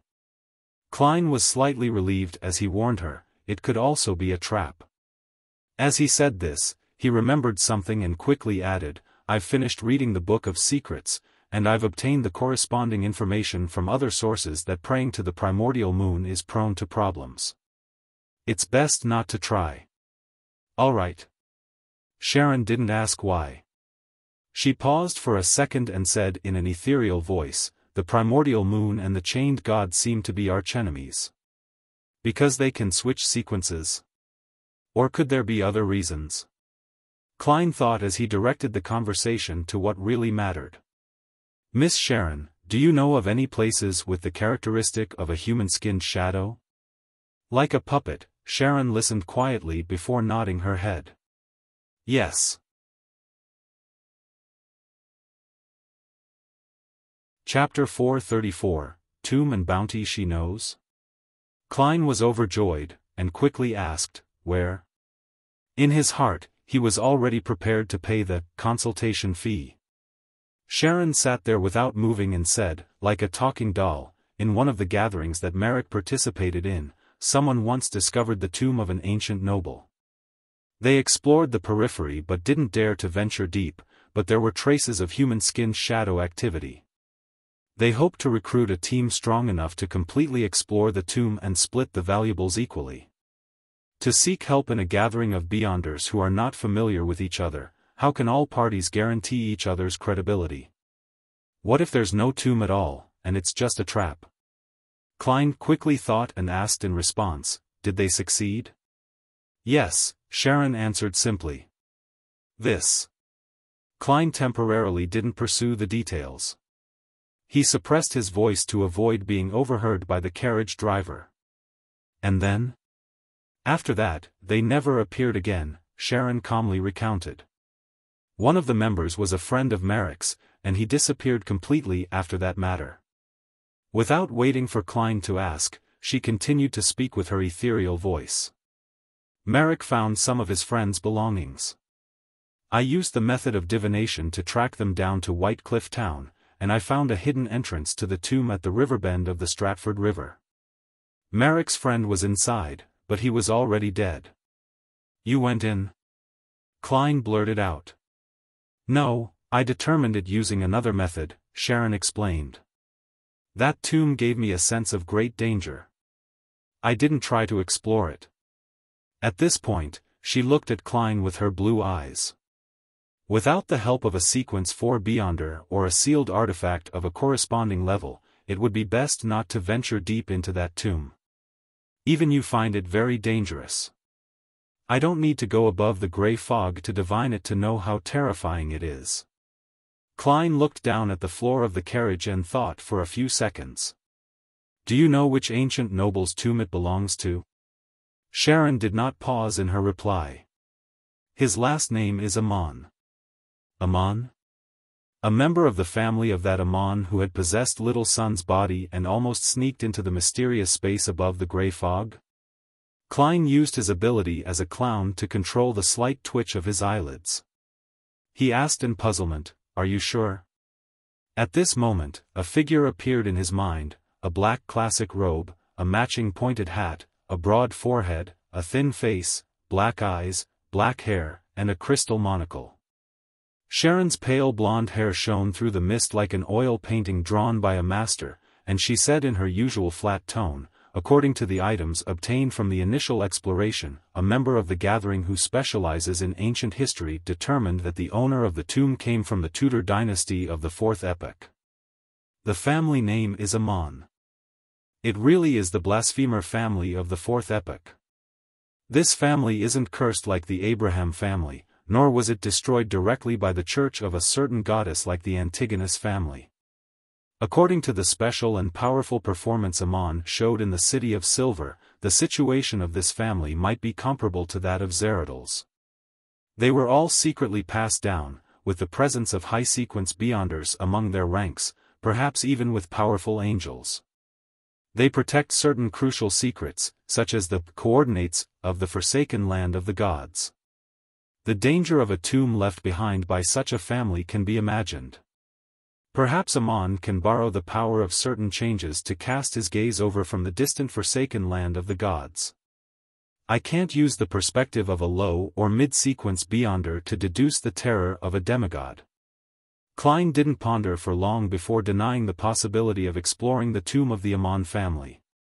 Slightly disappointed, he looked up at Sharon. Is that place the only place with a human-skinned shadow? Sharon shook her head. No. Oh. Klein's eyes lit up, and he assumed a listening posture. Sharon said, her voice unchanged, I've participated in a gathering. A Beyonder promised that as long as someone completes a mission given by her, she would satisfy any reasonable request. When it comes to ingredients, it is limited to those below that of high-sequence Beyonder ingredients. In other words, she can give any Beyonder ingredient below that of high-sequence Beyonders? The first thought that came to Klein's mind was, is she bragging? Even for the Church of the Evernight Goddess, only the Holy Cathedral, or in other words, the Cathedral of Serenity, would possess such a possibility. Many of these ingredients weren't commonly needed because they weren't needed at all. Upon hearing Klein's question, Sharon calmly replied, she's a high-sequence Beyonder. High-sequence Beyonder? No wonder. That would be on the level of the high-ranking members of the churches or secret organizations. Even if they don't belong to any party, they would still build up their own faction. However, the promise of any type of Beyonder ingredient below a high-sequence potion definitely can't be completely met. Klein momentarily had such a thought.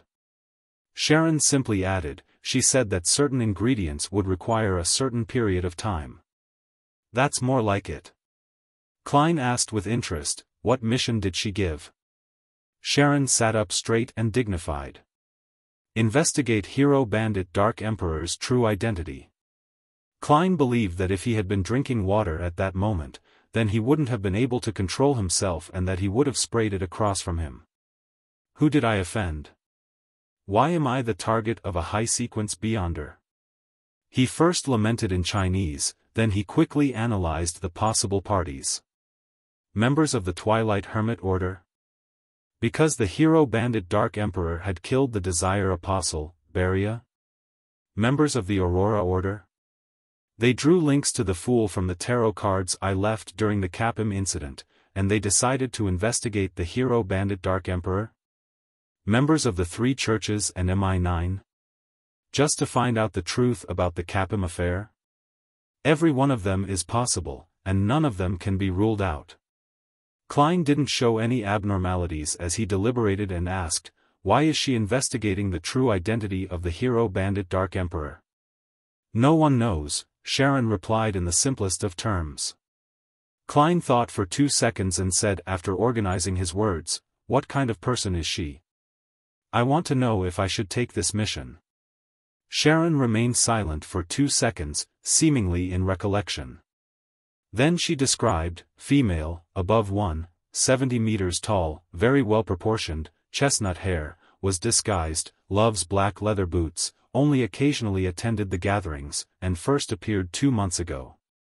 Loves wearing black leather boots, female, high-sequence beyonder. When these 3 keywords were put together, it immediately triggered a certain part of Klein's memories. Back when he went to the Royal Museum to steal the Dark Emperor card, he had met a mysterious high-sequence beyonder in the reconstructed study of Emperor Roselle.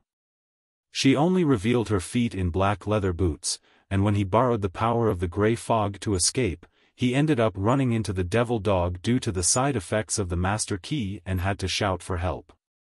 Therefore, Klein Moriarty ended up meeting the female demigod again. Her. Why would she look for hero bandit Dark Emperor? She's confirmed that the thief who stole the card of blasphemy is a spirit body and knows what would happen if a spirit body carries and contains the Dark Emperor card. Hence, she has locked onto the hero bandit Dark Emperor who has similar traits. Klein quickly thought of a very convincing possibility. The only thing that confused him was how the other person knew that he had taken the Dark Emperor card and not any other cards, such as the Abyss card or the Sun card. Unless she was targeting the card of blasphemy, and she had investigated beforehand that it was the Dark Emperor card. Well, Miss Sharon said that she joined the gathering for the first time more than 2 months ago. This matches the timing of Roselle's exhibition. Later, she occasionally participated without leaving Backlund, or perhaps, she returned regularly to search for the enemy who had taken the Dark Emperor's card. Klein's thoughts blazed through his mind as he gave a faint smile. I'll keep an eye out for her. I hope there's something to be gained. She can forget about getting anything her entire life. He added inwardly without hesitation. Sharon nodded almost imperceptibly and said nothing more about the human-skinned shadow. Obviously, she only had 2 leads, but it was still better than the vampire Emlyn White and Eye of Wisdom Isengard Stanton Circle. Klein slowly exhaled, concealing his inward disappointment, and said with a respectful tone, "You and Merrick aren't troubled by the curse anymore, are you?" "There's only one Scarlet Lunar Corona," Sharon answered calmly. The person who wore the Scarlet Lunar Corona was immune to the full moon's effects, a dream item for mutants. That is to say, one will be fine, and one will be in the same situation as before. When affected by the full moon, Merrick will be driven to insanity, while Miss Sharon will lose her strength. It appears Merrick is the one using it. Klein thought as he changed topics. Have you found a way to remove a rampager's mental corruption on the Beyonder characteristic left behind by Wraith Steve? He casually asked this question without much hope. In his heart, he believed that there was a greater chance with the sun. No. Sharon appeared like she was talking about someone else. Perhaps I will sell you this method in the future and hope that you have saved up your gold pounds. Klein tersely acknowledged and was suddenly unsure of how to continue the conversation. He paused for a few seconds before asking, "Where is White Cliff Town?" "Backlund suburbs, south of the bridge," Sharon answered succinctly. She looked into Klein's eyes again. Nothing else? Nothing. Klein first shook his head, and then asked, Can I tell others about the tomb? Sure. Sharon's figure rapidly faded before she disappeared from the carriage. Perhaps it was to conceal herself, as she never had the habit of using perfume, thus, leaving behind an empty environment once more.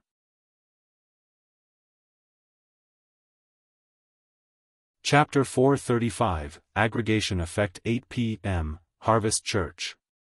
After changing back into his usual attire, Klein looked around once as he pressed down on the edge of his hat. Then, he walked into the hall and headed for Emlyn White, who was standing before 3 rows of candles on the right side of the hall. At the vampire's feet was a black suitcase. Its surface was seemingly covered with a layer of a wall of spirituality. Upon sensing Detective Sherlock Moriarty coming in, Emlyn was first pleased before revealing an alarmed look. He bent down to grab his suitcase and took a few steps back, closing the gap he had with Father Yatravsky, who was focused on praying.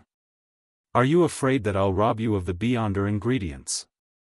Klein stopped 3 meters away, then he smiled and said, Let me first verify if it's the 2 ingredients I need.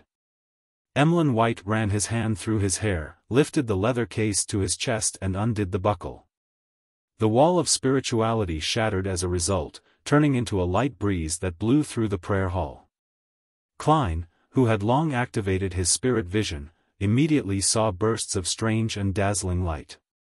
It was the spiritual radiance released by many Beyonder characteristics. There were 2 small boxes inside the suitcase. One was made of tin and had many patterns on it. It looked Spartan and heavy. The other was only a cardboard box. Holding the black leather suitcase in one hand, Emlyn opened the slightly tarnished silver-colored tin case. The item inside looked like a yellowish-brown peeled walnut with the grooves and ridges of a brain. Along with the flickering of the candle flame, its appearance constantly changed. Sometimes it would turn gray and appear wrinkled. At other times, it would turn dark brown and extremely smooth.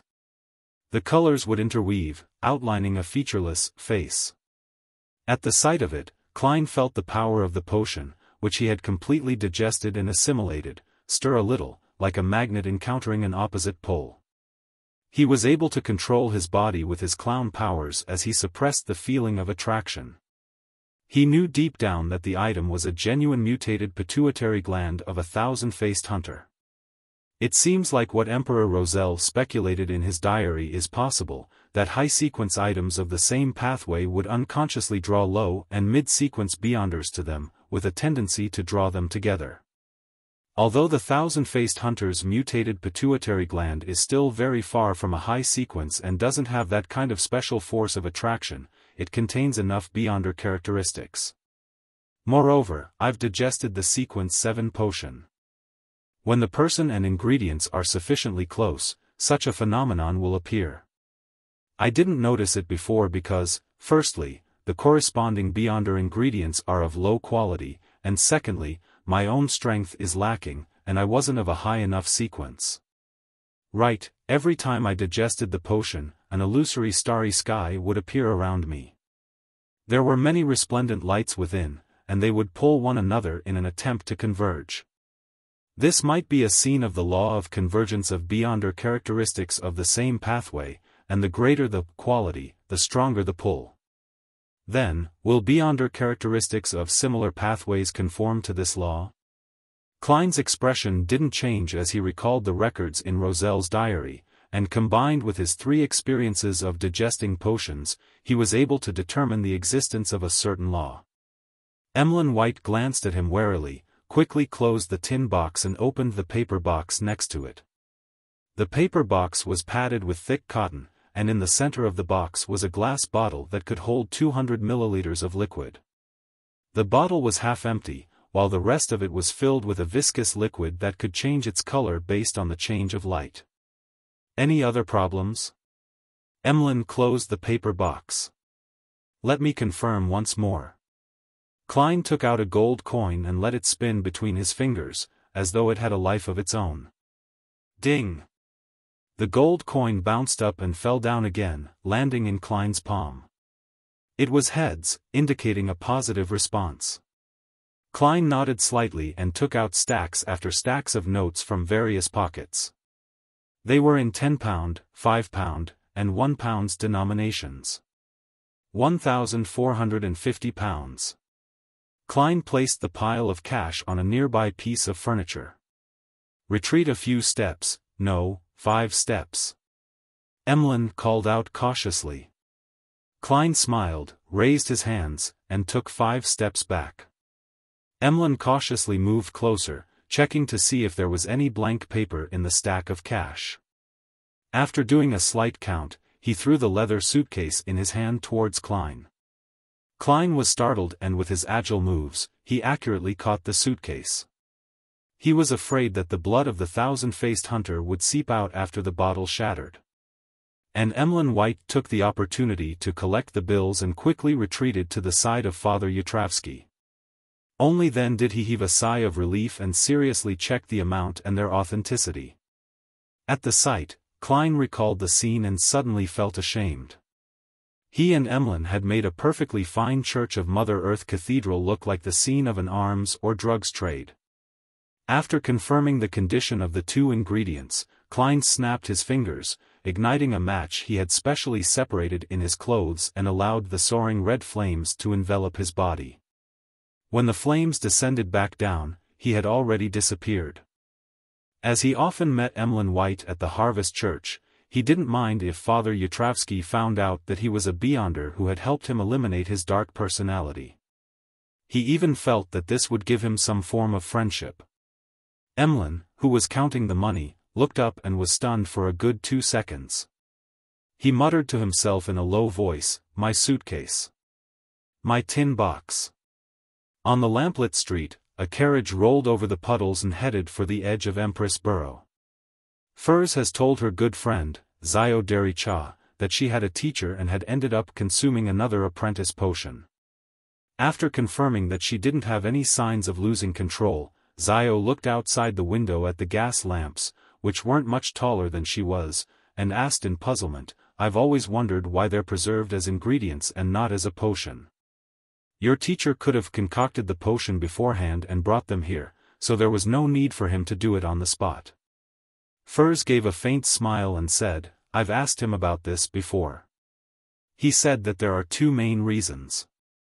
One is that different Beyonder ingredients have different uses, and when they're made into a potion, they cannot be used flexibly. The second is that when the Beyonder characteristics are solidified, they can be kept forever, but after it becomes a potion, that won't be the case unless one uses a special isolation technique." "Why?" Zio asked in surprise. "This isn't an ordinary type of medicine or Beyonder weapon in which its spirituality will continue to dissipate and weaken." Furs wasn't in the mood to laugh, but she had no choice but to maintain her smile. "It's not a problem about the characteristic loss, but that once Beyonder ingredients become potions, not only can humans absorb them, even other creatures or materials without life can. It's just relatively slower. For example, if I use a glass bottle to store the potion, it might appear fine, but after a few days, the glass bottle would finish drinking the potion, becoming a special mystical item. It might even gain intelligence. Of course, my teacher said that such a situation has very huge side effects, akin to what a rampager leaves behind. The 7 churches and some hidden factions have special isolation techniques, but it's rather troublesome, and they won't use it on low or mid-sequence potions." "How amazing!" Zio sighed. She took another look outside and said in a low voice, "We're almost there." She and Furs were here to attend the Beyonder gathering which Mr. A was holding.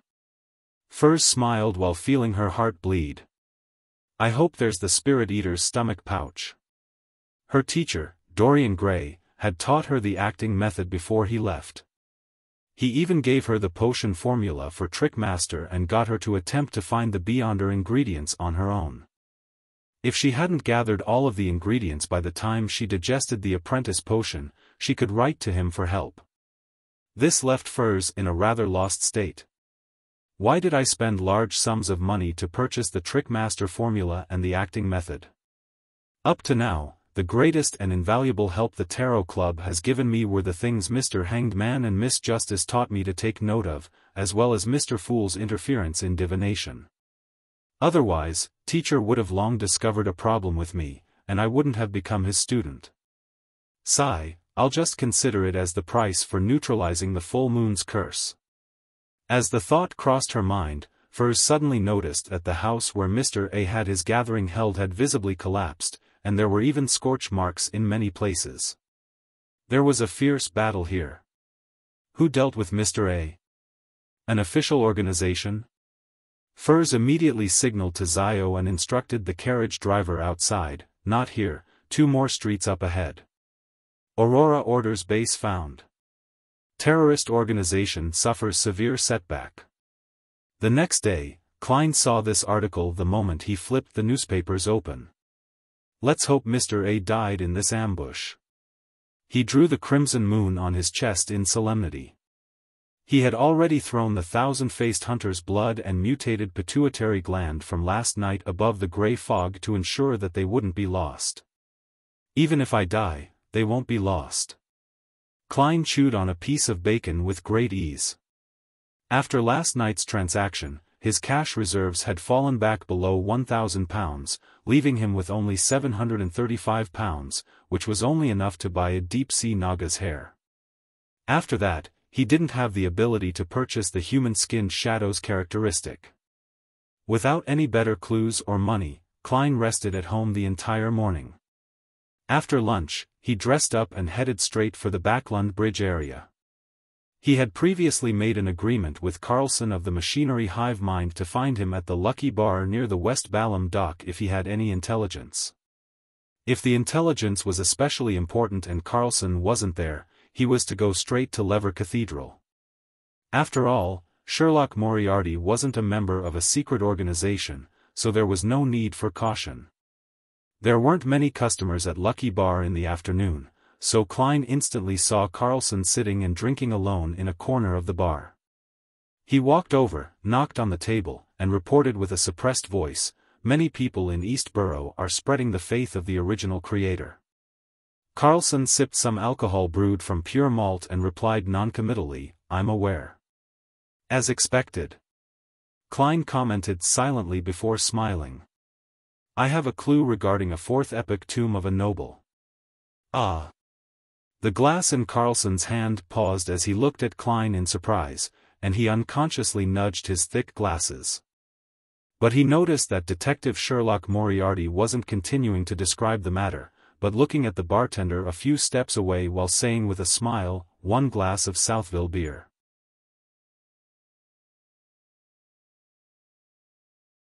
Chapter 436, Klein's request. Seeing the white foam of the Southville beer being placed in front of Sherlock Moriarty, Carlson finally came to his senses. It was only when the bartender was a certain distance away from them did he ask in a suppressed voice, "What do you want?" Klein picked up his glass and took a sip.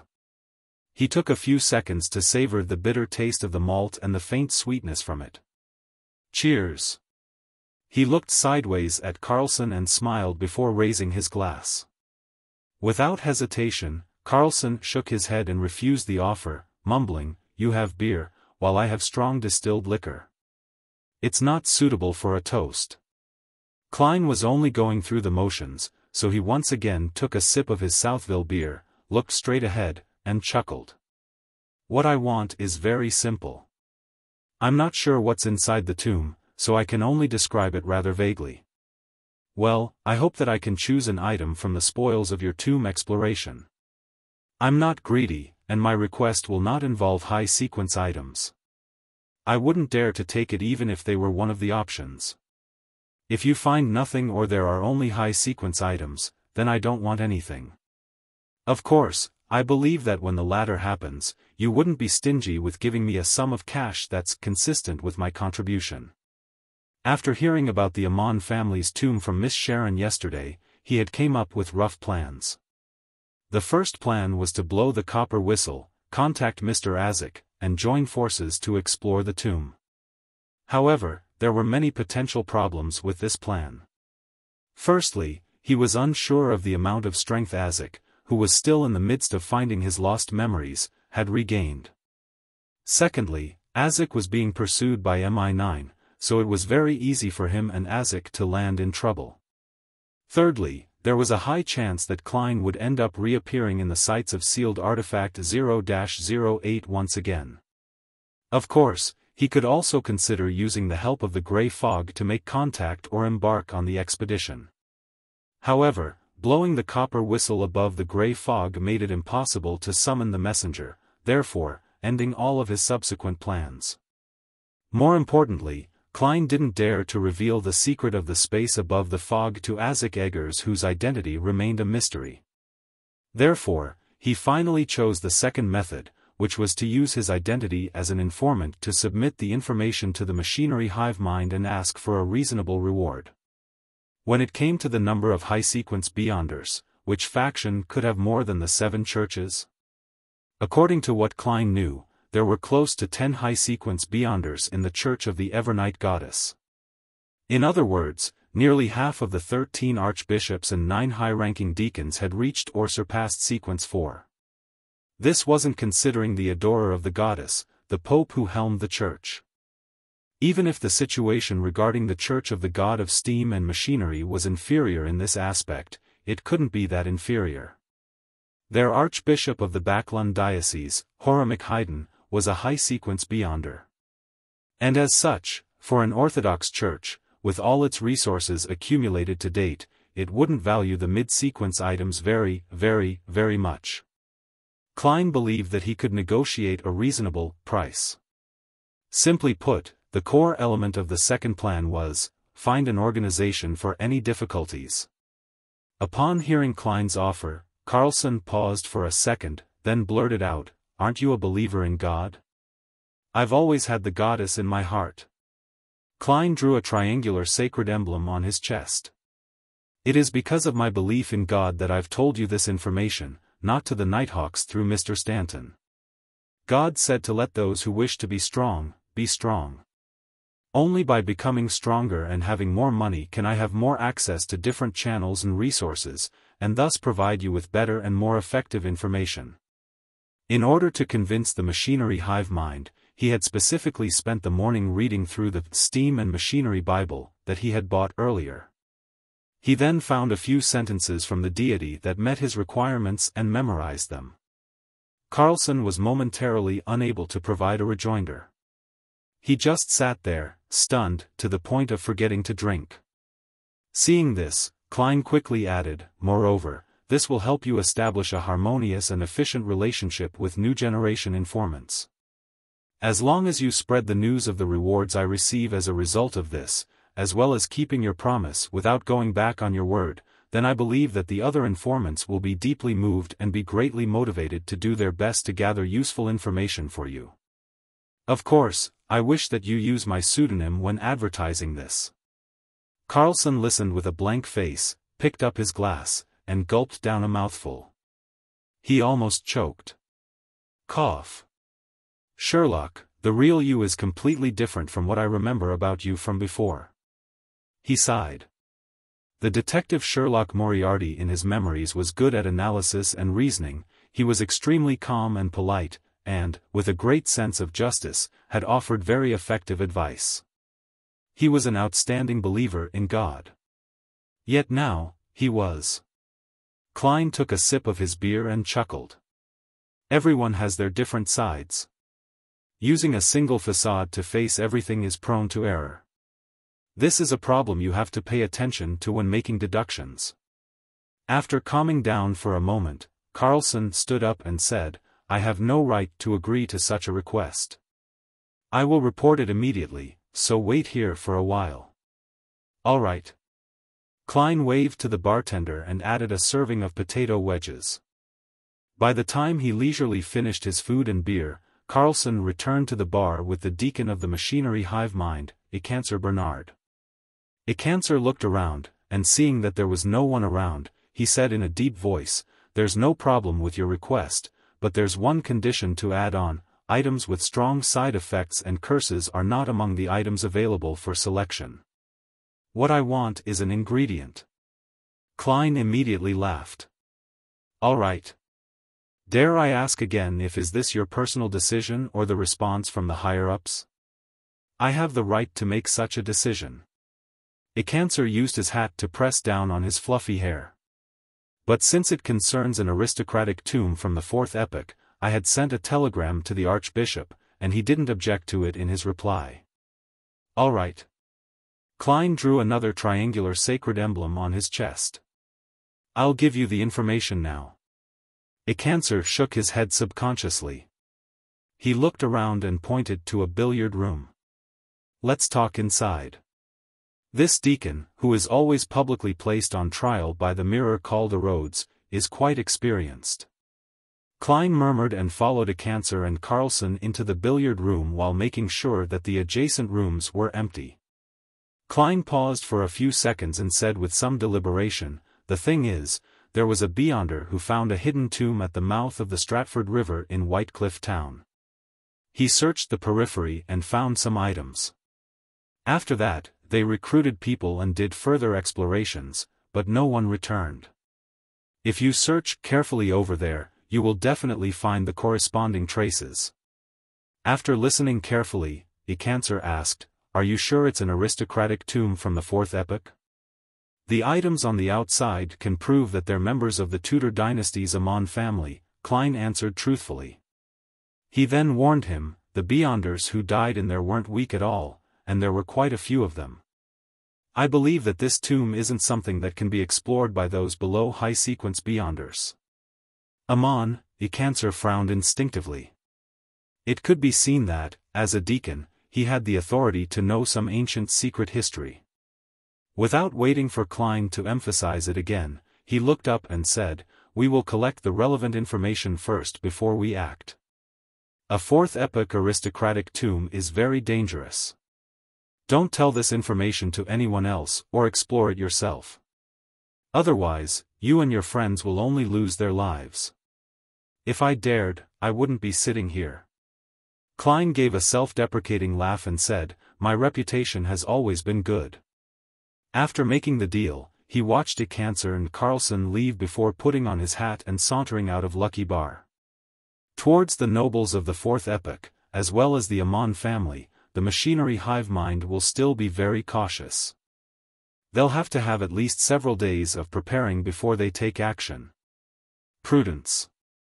Klein's random thoughts froze on a single word. He thought of another thing that could be described as being prudent. After Roselle had joined the ancient organization suspected of being the Twilight Hermit Order, he had actually never mentioned its name in his own secret diary, which was written in Chinese. Each time, he would refer to it by referring to it with the appropriate characteristics. This level of prudence was a very suspicious phenomenon. Why didn't Emperor Roselle dare to mention the name of that organization, even when it's written in Chinese? This is completely different from the style of writing where he dared to write anything in his diary. What was he afraid of, or what was he worried about? Could it be that as long as he said or wrote down the name of the Twilight Hermit Order, then they would be made aware of it no matter which language he used? Does one of their members or a sealed artifact they possess have such abilities? A guess popped up in Klein's mind, but there was no way to confirm it unless he was willing to take the risk. I'll first assume it's true and that I haven't been perceived by them, because the channeling of the Desire Apostle's spirit had been done above the grey fog. Informing Miss Justice of it was also done in response to a prayer using the grey fog. Well, it's almost Monday, and I have to remind Miss Justice at the Tarot Club not to say or write down the name, Twilight Hermit Order. As for the reason, she can understand it by herself with me simply giving her a look. Klein quickly made his next arrangements and strode out of Lucky Bar. Seeing that it was still early, he took a horse carriage to the Quelag Club, intending to spend the afternoon there. As soon as he entered the hall, he saw the equestrian teacher, Talon Dumont. This descendant of blue blood was seated in a corner, holding a glass of scarlet grape wine. His face was rosy, and he was sipping it in high spirits. "You seem to be in a good mood, Talum, Klein smiled and greeted him. Talum chuckled and said, because the new year is coming. Then, rather excitedly, he asked, Sherlock, do you know what it's like to really like someone? Klein showed a fake smile. I'm sorry, I'm still single. Talum finished the rest of his wine, stood up, waved his hand, and said, that's a pity. Well, I have to get busy. By the way, thank you for introducing Mr. from his cage. Klein recalled the investment of the bike project and sincerely expressed his gratitude. When are you free these days? I'd like to get you to bring me around to sample some of Backlund's delicacies. After the new year. Talum put on his hat and walked with a smile to the reception hall. Has this fellow entered the season of love? Klein couldn't help but mutter. Just as he turned around and took a few steps, he suddenly heard a heavy thud. Klein jerked his head back and saw Talum Dumont on the ground, his left hand clamped tightly at his chest where his heart was. His body was convulsing non-stop. This. Klein hurried over. But at this moment, Talum had already spat out all of the white foam on his mouth, losing his last breath of life. In just a few seconds, he had turned into a dead corpse.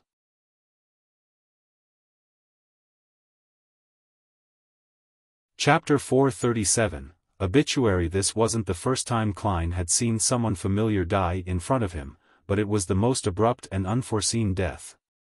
The expression on Talum Dumont's face when he had asked about what it felt to really like someone was a vivid expression of hidden excitement and flaunting, but one which couldn't be directly shared due to the need of being careful as a result of certain factors. That was too fast. Normal diseases do not cause death so quickly. Klein's expression was solemn as he lightly tapped his molars to activate his spirit vision. He dropped to one knee and crouched down. He saw Talum Dumont's aura and the colors of his emotions fading rapidly. Furthermore, there were strands of black gas wrapped around his heart like a snake which were gradually dimming. A beyonder ability similar to a curse? Klein instantly made a preliminary conclusion. At this moment, a nearby red-vested attendant and a servant girl in a black and white dress ran over. They looked at the dead body on the ground in horror. His eyes were wide and round, and the corners of his mouth still had remnant white foam. Klein closed his eyes and instructed in a deep voice, "Go to the nearby police station and tell them someone died here." "Yes, Mr. Moriarty." The red-vested attendant immediately turned around and ran out the door, so flustered that he even forgot to put on his coat. Under the watchful gaze of the crowd, Klein didn't check Talum's belongings, nor did he try to pull out a few strands of hair for a divination attempt when he wasn't around anyone. His identity was already considered semi-official, so he could use the power of the machinery hive mind to conduct a follow-up investigation. There was no need for him to act as a lone hero. Thinking of the many times he had played cards with Talum Dumont, and how he had introduced clients and investors, and the love story that had been hanging in his mind for so long, Klein couldn't help but take a long, slow, deep breath. Who's Talum's murderer? Which beyonder, who's adept at curses, did Talum offend?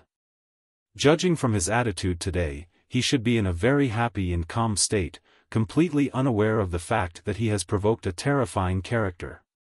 Questions flashed through Klein's mind, but his lack of understanding about Talum Dumont resulted in a lack of soil to nurture any inspiration. When the police arrived, he was questioned as a witness, and that wasted quite a bit of his time. It wasn't until all of this was over that Klein had a chance to leave Hillston Borough and head back to Lucky Bar in the Backlund Bridge area. Carlson was still there drinking, the only difference being that his drink had been exchanged from a strong distilled liquor made from pure malt to golden, frothy beer. Klein raised his right hand, covered his mouth, and squeezed over. He lightly knocked on the table and said, "Is your job to drink here every day?" Carlson jumped in fright as he turned his head, relaxing only when he saw that it was Sherlock Moriarty. "You? What is it now?" "This reaction is very familiar." Klein sighed silently and said gravely, "There is a case involving beyonders." Carlson looked around and saw that Lucky Bar already had quite a number of patrons. They were either hollering over their glasses or eager to fight in the ring. "Follow me, let's play a round of billiards." Carlson nudged his thick glasses and carried his beer to an empty billiard room. Klein followed, closing the door behind him. "Your alcohol tolerance seems pretty good," he said in passing. "No, I just drink very slowly." Carlson put down his glass and picked up the cue stick. Then, he added inexplicably, "And I'd like some alone time lately." "I don't care about that." Klein pursed his lips and said, "I encountered a death at the Quelag Club in Hillston Borough. That was a friend of mine, a noble descendant, and an equestrian teacher. He's usually healthy and had recently been in a very good mental state, but just now, he suddenly died in front of me. It looked like a heart attack, but my spirit vision told me that he might have been cursed." "You're adept at spirit vision?" Carlson asked subconsciously. "What sort of details did Mr. Stanton fabricate for me? After becoming a machinery hive mind informant, they never even asked me which pathway I was, or which sequence I'm at, nor did they try to find out about my origins and background.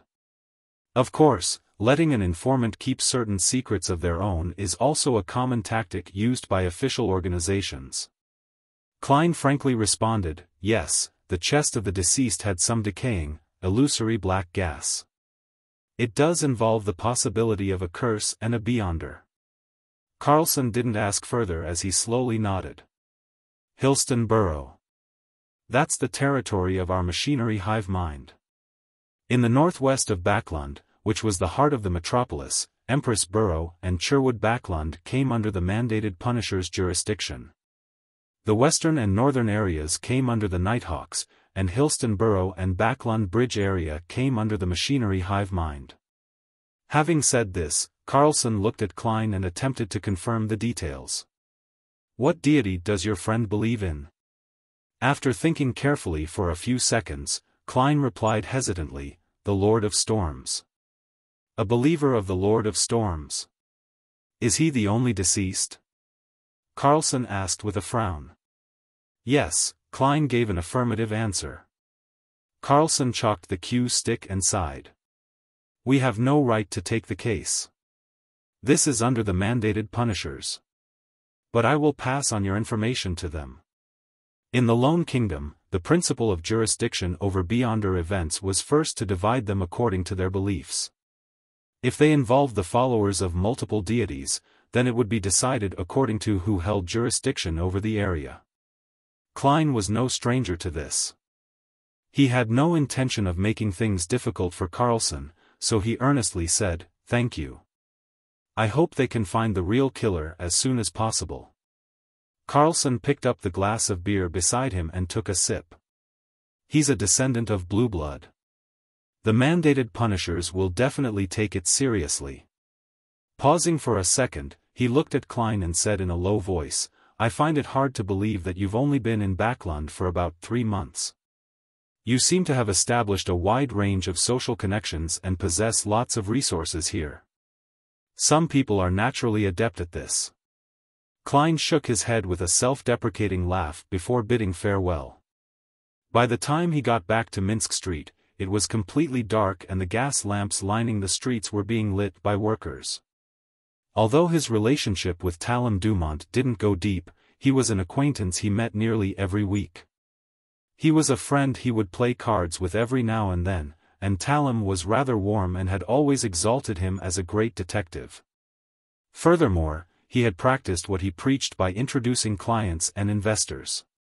His passing also made Klein feel sad, making him fully aware of his helplessness towards fate. Other than that, he was also very angry. He was angry at the murderer who had cursed Talem to death. "I hope that they can figure out what happened. I hope that the mandated Punishers doesn't run out of manpower because of Duke Negan's assassination case." Klein sighed as he got off the carriage and walked towards the gate. In the process, he discovered that there was no light at the Sammers house next door. "It looks like they're on their way to Desi Bay.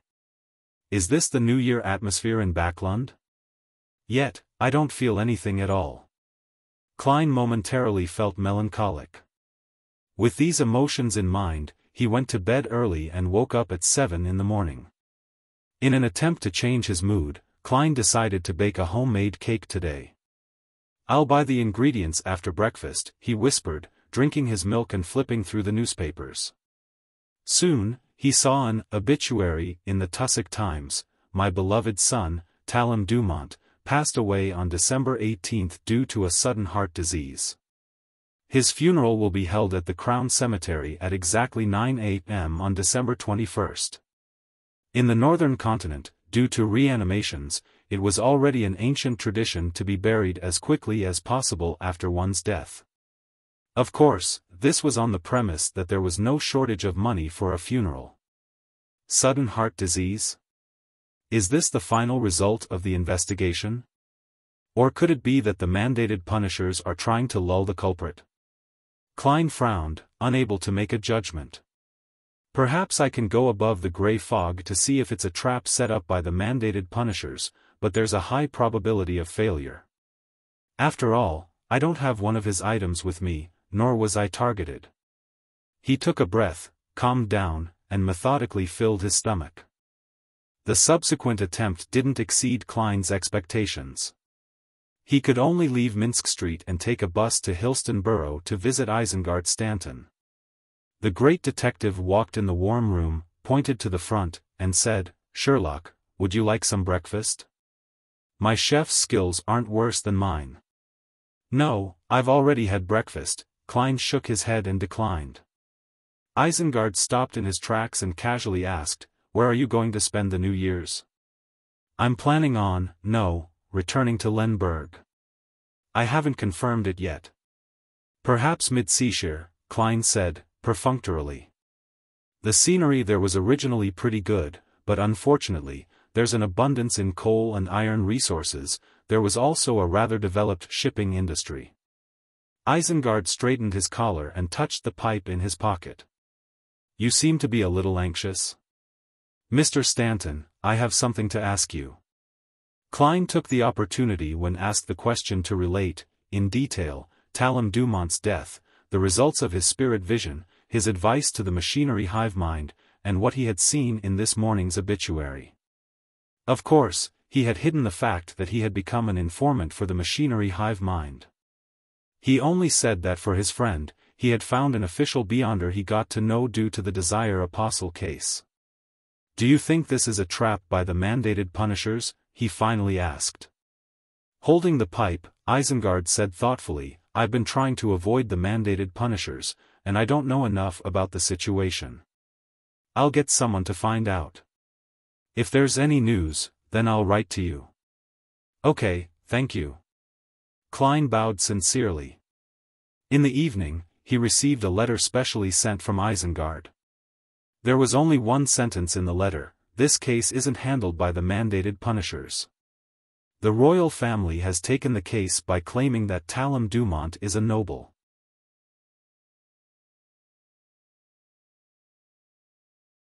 Chapter 438, Invitation the Royal Family. Klein held the letter he received from Isengard Stanton and silently murmured to himself. He looked up and outside the window, and he saw the rain pattering down. The gas lamps on the streets were giving off quiet halos. Inside the living room, the coffee table was neat and tidy, with a few stacks of newspapers placed in the corner. There was silence all around him. Klein sat on the sofa as he leaned forward a little. He sat there silently for a long time. After nearly 10 minutes, he exhaled and shook his head. Slowly and heavily, he tossed the letter into the trash can. He slowly stood up and expressionlessly walked to the second floor. And in the trash can, Isengard Stanton's letter caught fire silently and quickly crumpled into black ashes. On Monday morning, Klein stood in front of the mirror, pressed his right thumb and middle finger to his temples, and rubbed them with a little more strength. When he was done, he turned on the faucet, lowered his body, splashed the cold tap water onto his face, and washed his face while having a fit at the cold. After freshening himself up, he hung up the towel, walked to the first floor, and simply made a single-sided, well-done fried eggs with buttered toast. Of course, a cup of black tea with a few slices of lemon quenched his thirst and reduced the cloy sensation he was feeling. After breakfast, as he was idly flipping through the rest of the newspapers, Klein suddenly heard the tinkling of the doorbell. Who is it? A new commission? Could it be that the machinery hive mind has already finished exploring the Amon family's tomb? No, it can't be that fast. Klein muttered as he put away his napkin and newspapers and walked slowly to the door. When he held the handle, the image of the visitor outside the door appeared in his mind. It was an elderly gentleman dressed to a T. His snow-white shirt was starched, and a thick grayish-blue vest completely hid his belly. The long tailcoat had sharp lines without any blemishes on it. The gentleman was wearing a pair of shiny leather shoes, so shiny that it was impossible to tell if he had walked through the rain or mud. He wore a pair of white knitted gloves, with silver hair at his temples. His face was deeply wrinkled, and his light brown eyes were so serious that they didn't contain a hint of a smile. I don't know him. Klein mumbled and opened the door. May I know who you're looking for? He asked politely. The elderly gentleman took off his hat, pressed it to his chest, and saluted in the most standard manner. Mr. Sherlock Moriarty, I'm a butler who has come to invite you in place of my master. Do I know your esteemed master? Why is he looking for me? Klein's head was completely filled with questions. But at this moment, he had already noticed a carriage parked across the cement road. It had a deep black outer shell, and there was a curtain on the inside of the window. It was obvious that it was nothing ordinary. There's luxury amidst being low-key. Klein looked closely and suddenly saw that there was a coat of arms in a conspicuous part of the carriage. The main body of the coat of arms was a vertical sword facing down, and the hilt of the sword had a red crown. That's the Sword of Judgment. It's the Sword of Judgment representing the Royal Augustus family. Klein's heart palpitated as he roughly understood the butler's background. Perhaps he's a rather powerful beyonder. Klein made a guess. The professional and stern butler didn't pay attention to his scrutiny. He revealed a polite smile and said, You have never met my master, but in a sense, you do know him. You have been providing him clues about the organization that is symbolized by the tarot cards, and he has paid for the money you need. As expected, it's the important figure that Talum mentioned. I've been using false information to fleece for funds and even submitted all the reimbursements that old Kohler required to him. I can't refuse his invitation now, especially when Talum is dead. Klein pondered for 2 seconds and said, Did your master come to me due to Talum's death? Yes, Talum was his friend. He was sad and confused by his death, and he heard that you were there when it happened, the old butler articulated clearly. No, I wasn't. Klein subconsciously wanted to deny it, but he ultimately could only nod. Yes, I saw Talum die in front of me. It's really a sad and regretful thing, the butler said in a sincere tone. Are you willing to accept my master's invitation? Do I have any reason to refuse? That would just make me look very suspicious. I might even be killed on the spot by you. Klein looked at him and said, I happen to have nothing planned this morning. All right then. Mr. Moriarty, please. The old butler bent down slightly, extended his right white-gloved hand, and pointed at the carriage on the opposite side of the cement road. Sigh, I've been trying to avoid getting involved with important figures. In the end, I have no choice but to face the person behind Talum after his death. I wonder if this would attract attention or lead to more in-depth background checks. I have to plan ahead and be ready to give up my identity and this foothold at any time. Also, I need to get the human-skinned shadow characteristic and the deep-sea Naga's hair and advance to faceless as soon as possible. In that case, my ability to resist risks would more than double. When Klein put on his coat and hat and walked to the carriage with the royal coat of arms, he had already thought of the subsequent developments. At this moment, the servant the old butler brought with him opened the door for him. Stepping on the thick brown carpet, Klein looked at the wooden cabinets containing red wine, white wine, champagne, Lanty, and black rand, along with the crystal glasses. Klein felt rather restricted as he sat by the window. Lanty referred to strong distilled spirits made from pure malt. There were many types, such as the sailor's favorite Lanty proof. The bottles displayed in the cabinets were obviously of high quality. As for black rand, they referred to strong distilled wines mixed with other fermented grains, which, like Lanty, was something unique to Lone. As the carriage drove through the wet streets, Klein asked in passing, "Are we going to Empress Borough?" "No, my master is waiting for you at the Red Rose Manor on the outskirts of Empress Borough."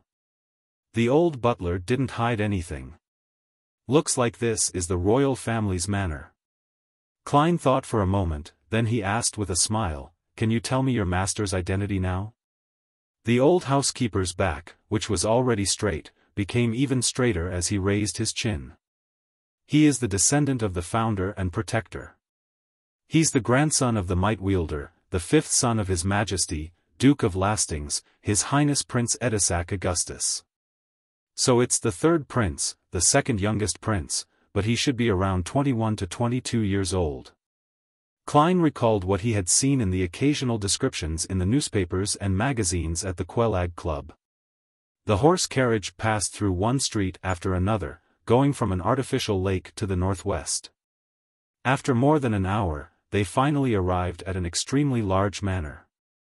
At the entrance to the manor, Klein was inspected by two soldiers in red military uniforms and white trousers. He didn't hide the existence of his gun holster and revolver. He believed that there were definitely people around Prince Edisac who could tell that he was carrying a gun, and that it easily made things worse if he fooled them with illusions. "In any case, the prince knows that I'm a private detective, so his subordinates definitely wouldn't send guests to the police station just because I was illegally in possession of a gun." Klein watched as the soldier took the gun holster and revolver before he was informed to take it when he came out. After two more inspections, Klein followed the old butler, went around the main house, and came to a wide area with hills and flowing waters. The only drawback of this place was that the vegetation had long since withered away in the dead of winter, leaving nothing but desolation. Tap. Tap. Tap. Several horses came running from the distance and stopped in front of them.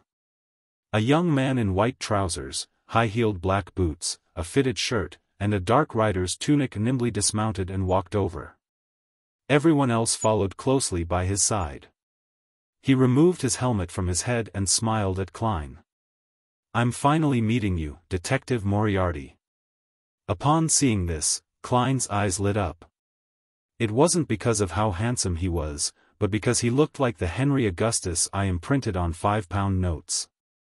Edisac Augustus also had a rotund face and a pair of slender eyes, but he didn't look serious at all. Instead, he always had a smile on his face, looking young and spirited. "I didn't know that you, Your Highness, were the one who entrusted me with the task." Klein bowed. Holding a horsewhip in his hand, Edisac weighed it in his palm and chuckled.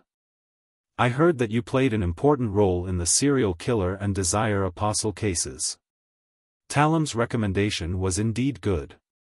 Sigh, who knew that he would be gone days after I was horse racing with him? He has gone to the kingdom of storm and lightning." Since the founding of the kingdom, the Augustus family had always believed in the Lord of the Storms. Without waiting for Klein to answer, he said with a heavy expression, "The investigation into Talem's death didn't go through me, Mr. Moriarty. I want you to help me discover the truth." The conclusion given by the rest of the royal family? "Your two elder brothers. This sudden level of infighting isn't something I can handle. Also, Your Highness, your style is really direct." Klein sighed. "I'm sorry, but I'd still say that Talem died of a sudden heart disease." "Is that so?" News came from the mandated punishers that a detective by the name of Sherlock Moriarty had testified that Talem had signs of suffering from a curse. Prince Edisac chuckled. Klein could only respond with a wry smile, "Your Highness, you should know the principles I adhere to. I still wish to live another 50 years. Wasn't Talum your friend?" Prince Edisac asked. Klein was at a loss for an answer when a maid suddenly came from the main room, quickly approached the prince, and whispered a few words. Edisac's face stiffened. "Tell her that she's not to go out." After he finished speaking, he took 2 steps forward. His serious expression softened, and a hint of softness and helplessness appeared in his blue eyes. "But I will permit her to leave the room and walk around freely in the manor."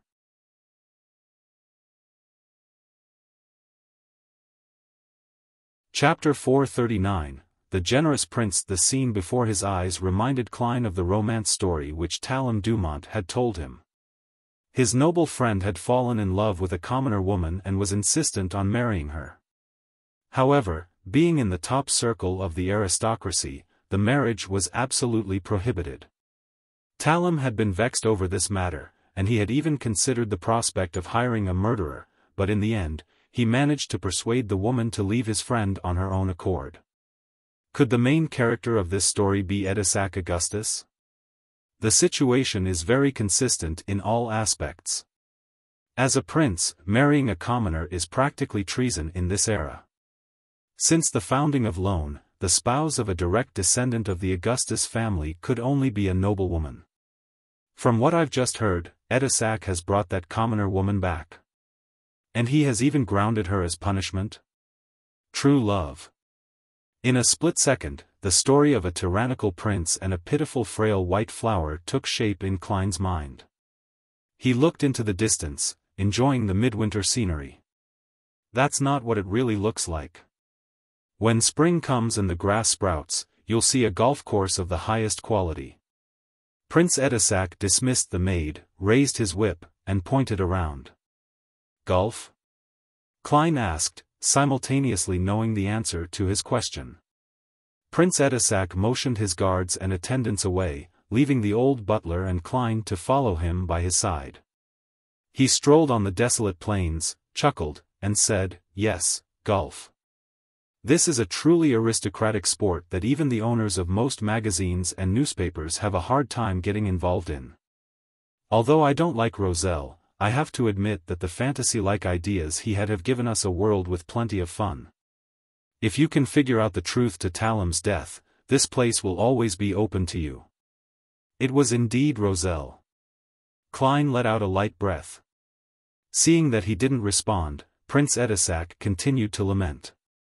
"There is much to learn from Roselle in every way, but his attitude towards feelings makes me sick. Of course, this is the common nature and style of most of the Intis aristocrats, and it's also the source of their infatuation with luxury and debauchery in their lives." Looking ahead at the slow stream, Edisac said in a mature tone that was beyond his years, 99% of people are not geniuses like Roselle. In order to succeed and establish a great enterprise, one must first understand what they really want, and for that, they must be willing to pay the price and never turn back while persisting all the way. As he said this, his tone became slow as he laughed at himself and said, "Before this year, I had always thought that I liked the daughter of Earl Hall very much. She has perfect looks, an elegant demeanor, a rich fortune, a distinguished family, and a very powerful father.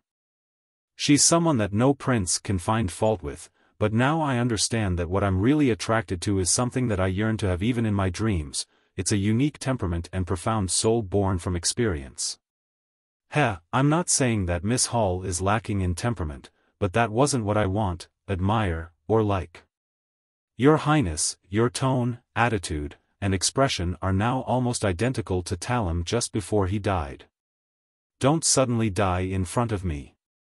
Even if I were to jump into the Tussock River, there's no way for me to prove my innocence. Moreover, hearing much of this makes it easier for me to be silenced. Do you want to tie me to your chariot?" Klein felt a little afraid for some baffling reason. He cleared his throat and took the initiative to change the subject. "Your Highness, with your status and identity, you will certainly not lack subordinates. There are many people who are willing to investigate Talum's death for you, so why do you need me? Edisac shook his head and chuckled. As a prince, I have as much power as the little freedom I have. There are many things I can't let the people around me do, as there are too many eyes on me. You're a great detective with brains, and you have a good relationship with Talum. You were there at the time, so I don't think there's anyone better suited than you. Don't worry, if there really is a problem, then I can definitely guarantee your safety. Such a promise is like toilet paper in the bathroom. Klein couldn't help but silently lampoon. With Prince Edisac already saying this much, he felt that there was little chance of him leaving Red Rose Manor if he refused again. He could only sigh and say, actually, I'm as angry as you are about Talum's death, but reality has kept me calm. Edisac smiled. What can I do for you? Talum's hair, either his flesh and blood, plus something he carried around with him. Klein made the request. Okay, then I'll have these delivered to your house. Edisac agreed at once, and then asked curiously, that's all? Klein didn't stand on ceremony. I will only know what kind of help I need when I have a preliminary lead. Your Highness, it's best that you give me a way to communicate with you. A private detective who frequently visits this manor would definitely arouse suspicion. Edisac nodded and said as if he was prepared, I'll have someone secretly rent the house next door to you, 13 Minsk Street. When you need to make contact, write a letter to your neighbor about visiting and put it in the mailbox. As for the reward, you should know that I'm not a stingy person, even if it ends in failure. As long as you contribute and take the risk, you will still receive the corresponding income. If you do find out the truth, I'll give you a reward sufficient for your retirement. This prince does things really swiftly and decisively. Retirement, that would be at least 3,000 pounds. Klein secretly sighed. All right, may the spirit of Talum be at peace in the kingdom of storm and lightning. He bowed. Edisac nodded slightly and instructed his elderly butler, take Detective Moriarty out and back to Minsk Street. Why don't you keep me for lunch? Aren't you treating your guest in a little too arrogant a manner? Of course, it probably has to do with it being a long time before noon. Klein silently teased him. He followed the old butler all the way out to the entrance of the manor and retrieved the gun holster, revolver, and the bullets. At 15 Minsk Street, Klein stood at the oriel window and watched the carriage with the royal coat of arms drive away. Sherlock Moriarty might die at any moment if the investigations really goes deeper. Who knows, someone might be watching me right now. Not for now, since I haven't made any moves yet. Klein frowned and stood still. At this moment, he was extremely eager to advance to Faceless. I can't afford to wait for the machinery hive mind's exploration of the Amon family's tomb. I have to continue trying to buy the human-skinned shadow characteristic via other channels. After all, no one knows how long the machinery hive mind's preparations will take. What if it exceeds a month or even half a year? That's not impossible. They can first send people to guard the entrance and slowly gather the corresponding information so as to be certain that nothing goes wrong. It's not a bad strategy, but that's not something that I can afford to wait for. As thoughts raced through Klein's mind, he made his decision. At 2:45 p.m. he brought his newspaper into the bathroom and actively prepared for this week's tarot gathering. 3 o'clock sharp. A deep red illusory radiance rose as Audrey Hall looked around in a good mood.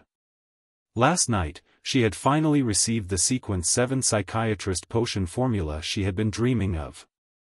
Her emotions were still a mix of excitement, agitation, and serenity. Furthermore, the psychology alchemists hadn't immediately asked her to make any contributions, claiming that it was an advance. They had full confidence in Miss Audrey's outstanding ability to repay them. No new members. Audrey stood up and gazed at the very end of the long bronze table. She raised the corners of her skirt and bowed.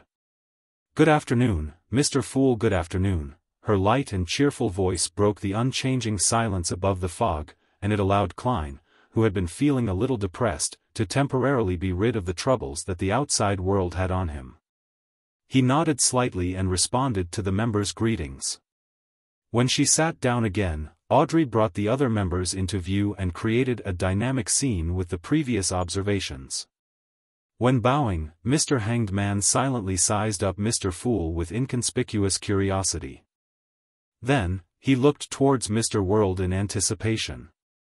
In other words, with him having a deep relationship with the Church of the Lord of Storms, he knows about the details of Duke Negan's assassination and is aware of the appearance of Hero Bandit Dark Emperor. He has the desire to investigate the hidden truth behind this matter. There appears to be an outcome regarding the Werewolf Beyonder characteristic which Mr. World had entrusted him to sell, and he has also probably found the human skin shadow characteristics or the deep-sea Naga's hair. The son's emotions are very stable and relaxed. This means that he believes that the City of Silver's surveillance on him has been lifted. What did he rely on to make this judgment? Has he been reallocated to the so-called exploratory teams? Furs is a little depressed despite feeling relaxed. She passed the Abraham family member's test and has become his student, but she was forced to accept something that was disadvantageous to her? Mr. World is as cold and deep as ever. Perhaps when I reach sequence 7 or 6, I'll be able to grasp his emotional changes and thoughts. Well, the Fool is still as mysterious, powerful, and unfathomable. A series of thoughts flashed through Audrey's mind. She looked at the figure shrouded in the grey fog and said, "Honorable Mr. Fool, I have obtained 3 new pages of Roselle's diary." It was a copy she had requested from the psychology alchemists. However, as she had only mentioned it last night, Escalante only had the time to give her 3 pages in such short notice. "What kind of reward do you want?" Klein asked with a smile. Audrey replied sincerely, "Can you just treat it as the reward for answering my previous question?" As she said this, she had an inexplicable feeling of flaunting herself. Mr. Hanged Man and the rest of you still don't know the existence of the Twilight Hermit Order. Phew, how envious. I wonder what problem did Miss Justice seek guidance for in private. I'll write to teacher when I get back, and I'll ask him if he has Roselle's diary, no, to the outside world, notebook. Furs immediately had the desire and motivation. Under the Hanged Man's suspicious gaze, Klein nodded without any care. Sure. Audrey quickly produced 3 pages of tawny diary entries and passed them on to Mr. Fool. Klein took them and read them. On the first page, it wrote, January 13th, contact with Mr. Door stabilized.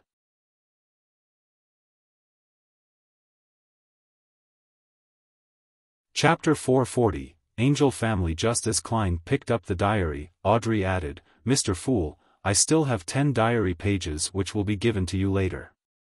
It is for the payment for your previous blessing." She repeated her private promise so as to not let Mr. Fool think that she had forgotten about it, and the reason why she had provided payment for the information regarding the Twilight Hermit Order was to first settle the debt while having the intention to show off a little. The payment for the blessing.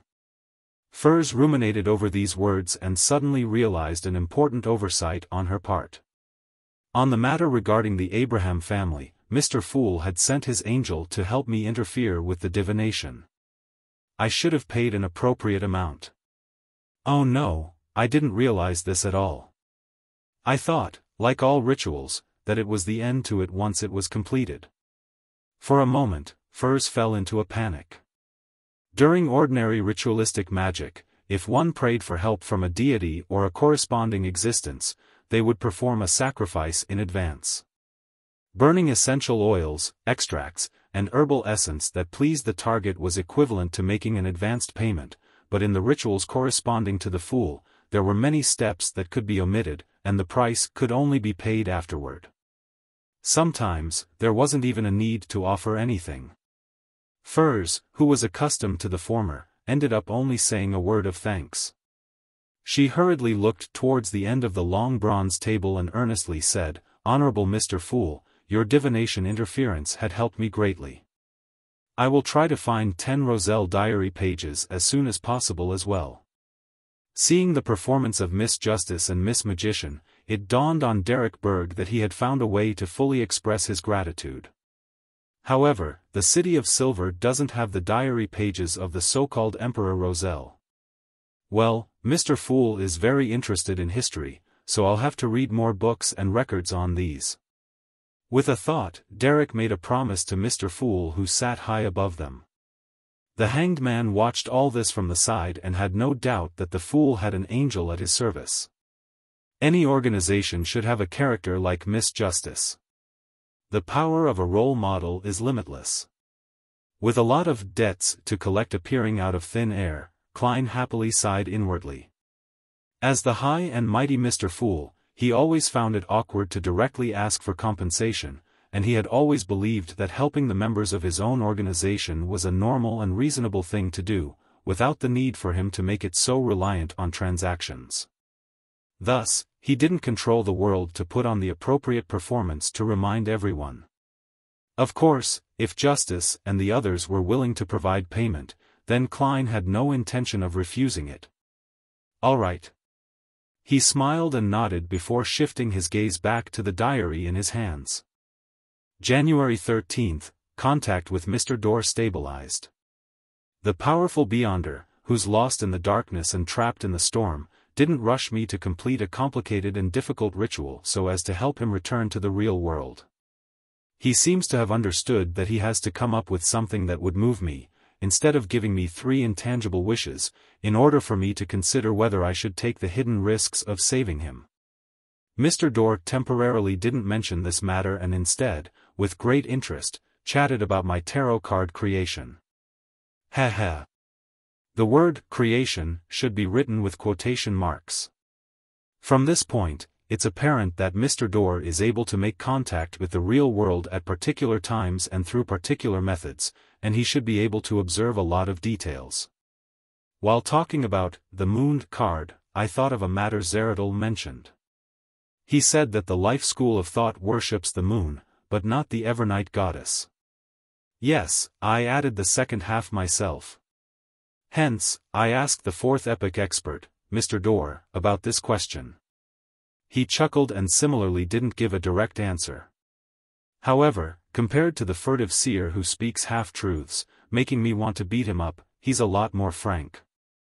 He told me that if he were to choose a card from the tarot cards to represent the Evernight goddess, he wouldn't choose the moon, but the star. That makes things very interesting. I pressed, who is the real owner of the moon? His reply was even more worthy of relish. He said with a laugh that the moon currently has no owner. If I didn't misunderstand him, then he means that the peak of the moon's pathway is empty. The sequence 0 is empty. That's not right. Isn't there a primordial moon? Upon seeing this, Klein suddenly had this thought. He had already anticipated that the moon card didn't represent the goddess. Whether it was the faith of the life school of thought, the attitude of the vampires, or the records in the Book of Secrets, they all vaguely pointed out that Evernight wasn't the moon. In contrast, vampire ancestor Lilith and the primordial moon resembled the sequence 0 of this pathway in more ways. According to the City of Silver's history lessons, Lilith had most likely fallen in the Dark Epoch, the Second Epoch. However, the primordial moon was an existence that people still believed in and sent responses to even to this day. Of course, those who prayed to her wouldn't end up well. Why did Mr. Dorr say that the moon had no owner at the moment? As seen from the Book of Secrets, the primordial moon still existed during the Fourth Epoch. Klein almost frowned. Soon, he came up with 3 guesses. First, Mr.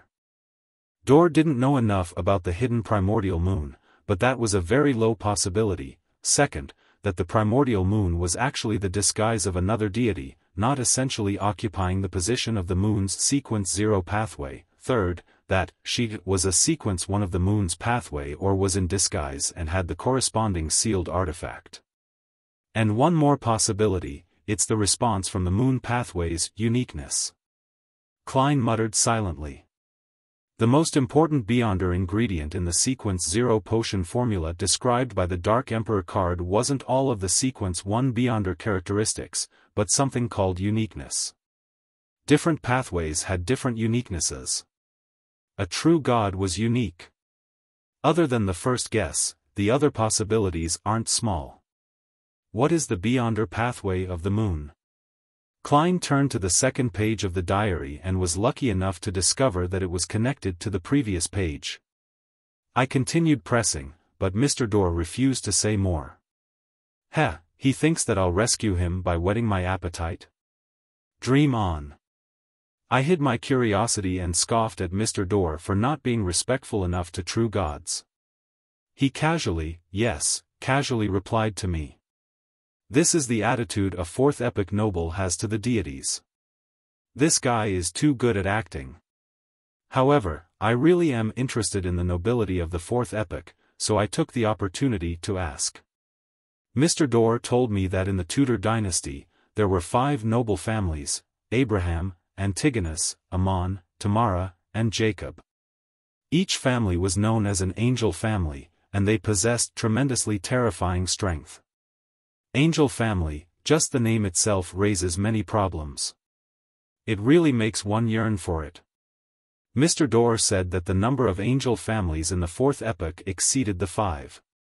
There were the Zeradal and Zoroast family, which had always been loyal to the Solomon Empire, the Augustus, Sauron, Einhorn, Castilla families of the Trunsoist dynasty, and the furtive Anariel and Beria families, as well as the Demonis family which stemmed from a true goddess which was one step up from the angel families. So the last winner of the fourth epoch was the Trunsoist dynasty, but where did their royal family go? The 4 angel families, Augustus, Sauron, and the others, divided up the northern continent. Just as Mr. Dorr said the previous time, the strongest powerhouses in the fourth epoch far exceeds my imagination. However, most of them have been buried in the ashes of history. Even the Sauron family has waned, destroyed by me. In another 1 to 2 millennia, perhaps the Augustus family might no longer exist. Only the true gods appear capable of forever illuminating the real world. Although some deities perished in the fourth epoch, they should only be few in number. This makes me think of something that was previously written in a web novel which I memorized. It can be used here with some changes. Ashes await those who fail to become true gods. After the communication period ended, Mr. Dorr disconnected. He's like a prisoner who's released on parole for a fixed period of time. And he does know a lot. When he mentioned the Zeradal family, there was faint contempt in his tone. Perhaps I need to maintain my relationship with Mr. Dorr. Apart from the Church of the God of Steam, Zeradal, and that secret and ancient organization, should leave another outlet. Unlike the saying, a wily hare has far more than 3 holes. When Emperor Roselle was struggling in the end, he was only thinking about the organization that's suspected to be the Twilight Hermit Order. He didn't mention Mr. Dorr at all. Something apparently happened in between. So the ancestor of the lone royal family, the Augustus family, was actually so rich and powerful to be an angel family. However, why did the royal family of the Trunsoist dynasty, to which they were loyal to, disappear, just like that? Klein suddenly thought of a few things, and his desire to clear away the fog that shrouded the history of the fourth epoch and see its true appearance grew. This was also the greatest hobby of his body's original owner. Perhaps, that underground relic with 2 side-by-side seats and a terrifying evil spirit will help me answer a lot of questions. Klein lowered his gaze and flipped to the 3rd page. June 2nd, Bernadette massaged my back. It's good to have a daughter. She knows to care for her old father, and although I can see what she wants at a glance, at least she's willing to put on an act. Besides, she did a good job. I asked her which Beyonder pathway she wanted. She said she was undecided, but she liked the maxim of, do as you wish, but do no harm. June 3rd. I saw Florin again. He's very different from before, as though he's a different person. No, He still had his original memories and some of his distinctive characteristics, which is enough to prove that he's him. What exactly happened to him to experience such a huge change? Perhaps a metaphor could be used to describe it more precisely. Some monsters are physical sutures, while he is a monster of mental sutures. June 5. I obtained an ancient book. It actually mentions the primordial demoness' name, not one of an honorific name. Her name is Cheek, but that's a man's name. Is this ancient book fake?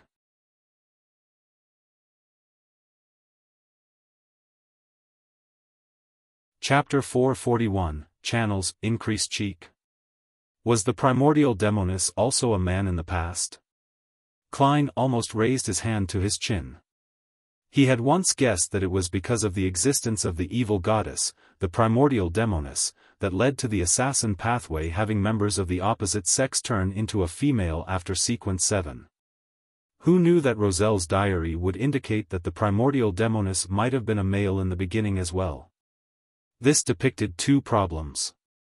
First, the primordial demoness wasn't a naturally born deity, and they had only relied on potions to reach sequence 0. Second, the purely feminine changes in this pathway were inherent in its beyonder characteristics. Roselle had once speculated about the truth behind the law of beyonder characteristics conservation.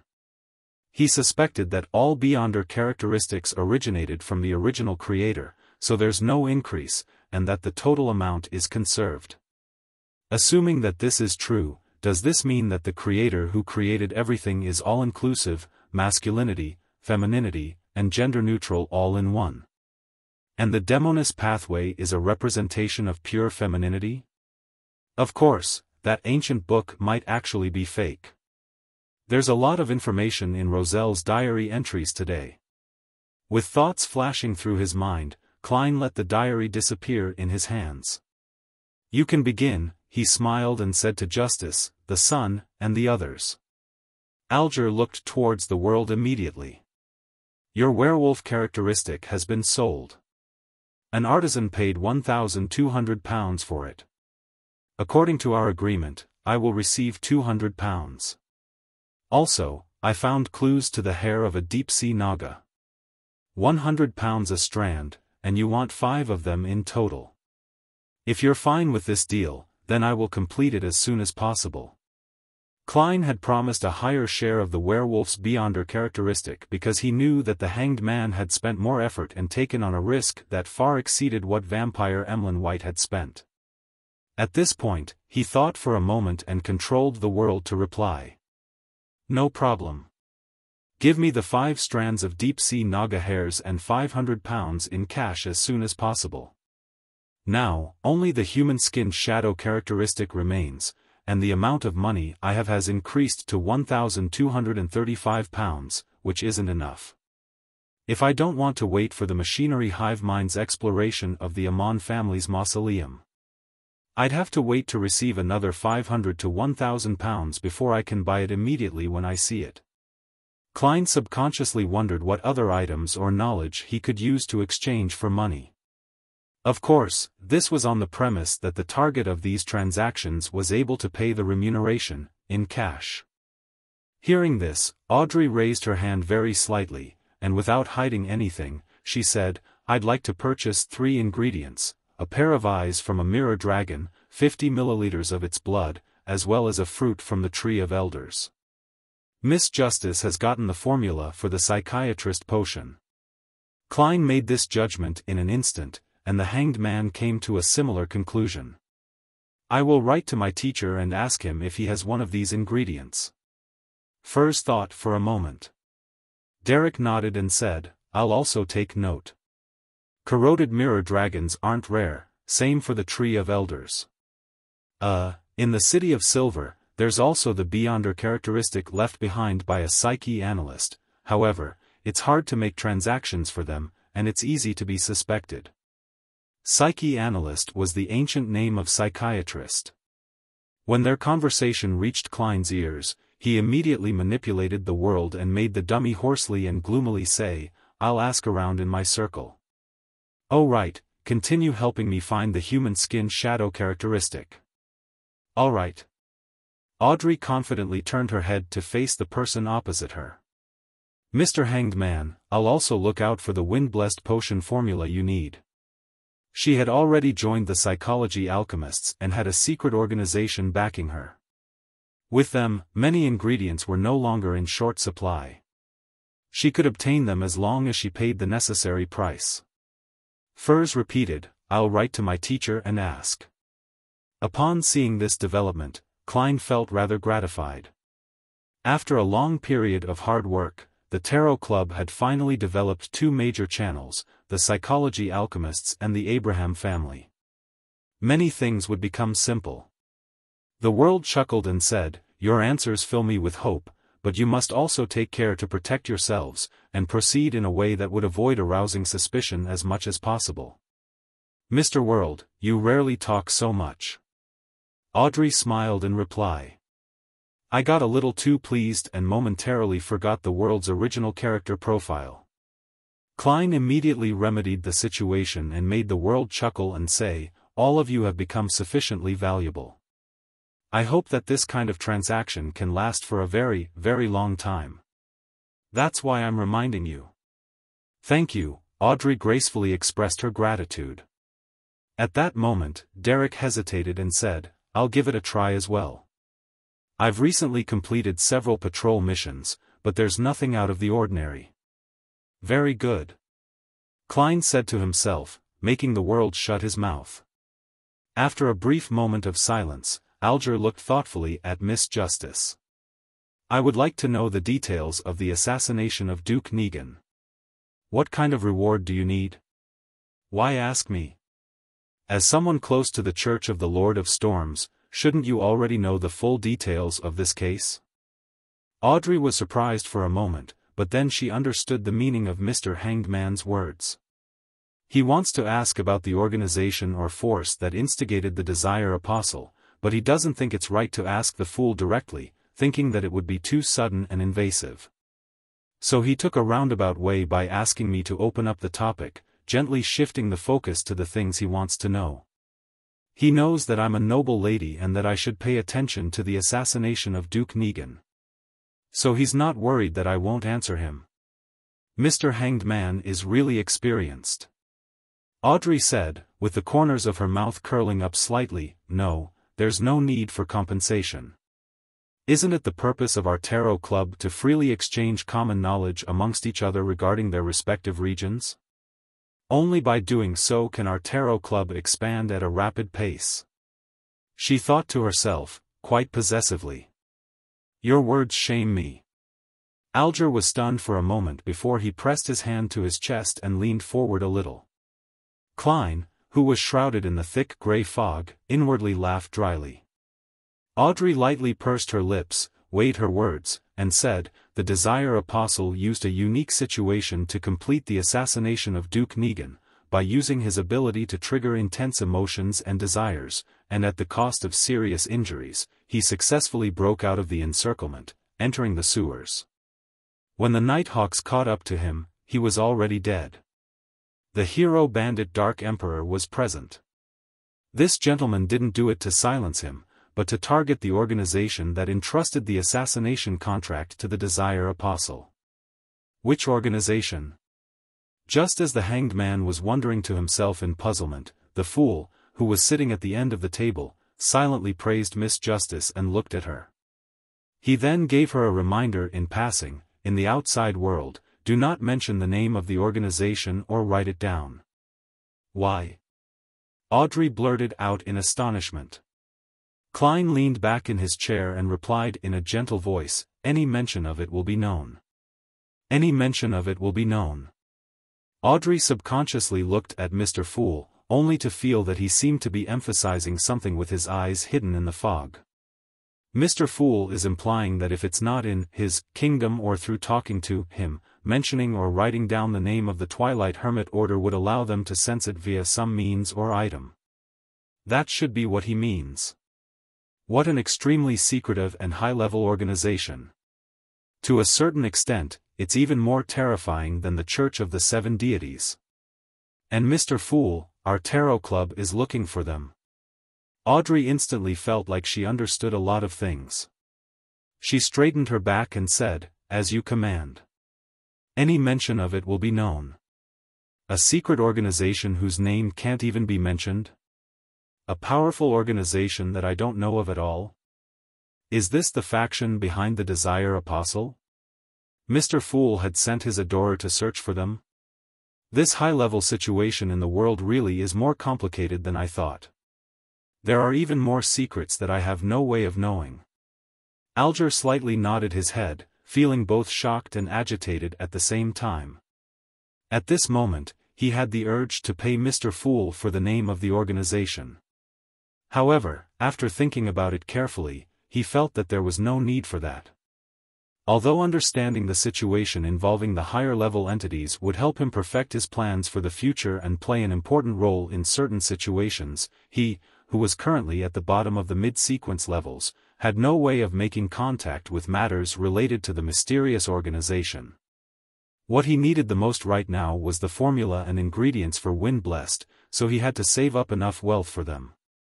After succeeding my advancement, I could seek an opportunity to consult Mr. Fool. Alger made a note of this. Furs was confused by what she heard. Things like the Desire Apostle and the organization in which any mention of it will be known, were completely different from what she had read in the newspapers. There are indeed many secrets behind the assassination of a duke. It's a pity that the organization's name cannot be written down. Otherwise, I can use it as the villain of a future novel. It will definitely be a classic. I still owe 10 diary pages and haven't bought the Spirit Eater's stomach pouch. There's no need to spend the money in order to understand such high-end matters for the time being. Well, the secrecy and knowledge circulating in the Tarot Club are 10 times greater than Mr. A's gathering, or more. Furs restrained her curiosity as a writer. As for Derek, he didn't know who Duke Negan was, so he didn't care who was behind the assassination. He sat silently and was reserved, as though he were in class. When the matter regarding the Twilight Hermit Order was over, Furs looked around and probingly asked, "Lady and gentlemen, do you have a way to solve the problem of accumulating too many Beyonder characteristics of the same level?"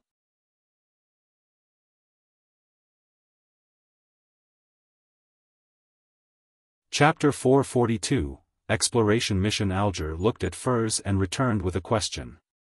"You were forced to drink a second apprentice potion? Why did you figure it out so easily? It's as though you were there to see it."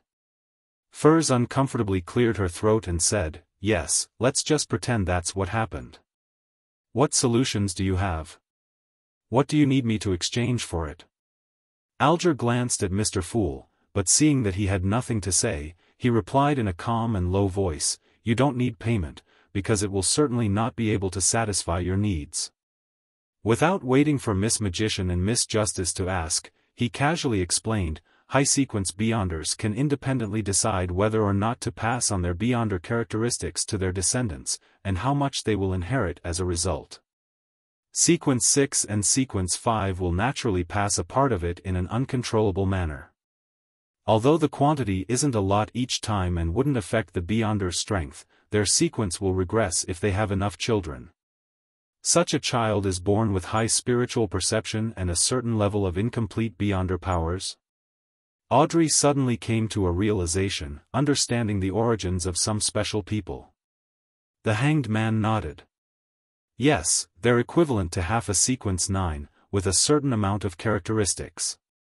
If they want to become a Beyonder, they can only choose the corresponding path.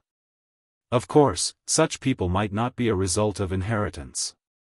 It might be the result of them gaining the blessings of a deity or the corruption of an evil spirit. There are many factors that can cause the same degree of influence. Also, when high-sequence Beyonders have children, they might give birth to someone who's already at Sequence 5.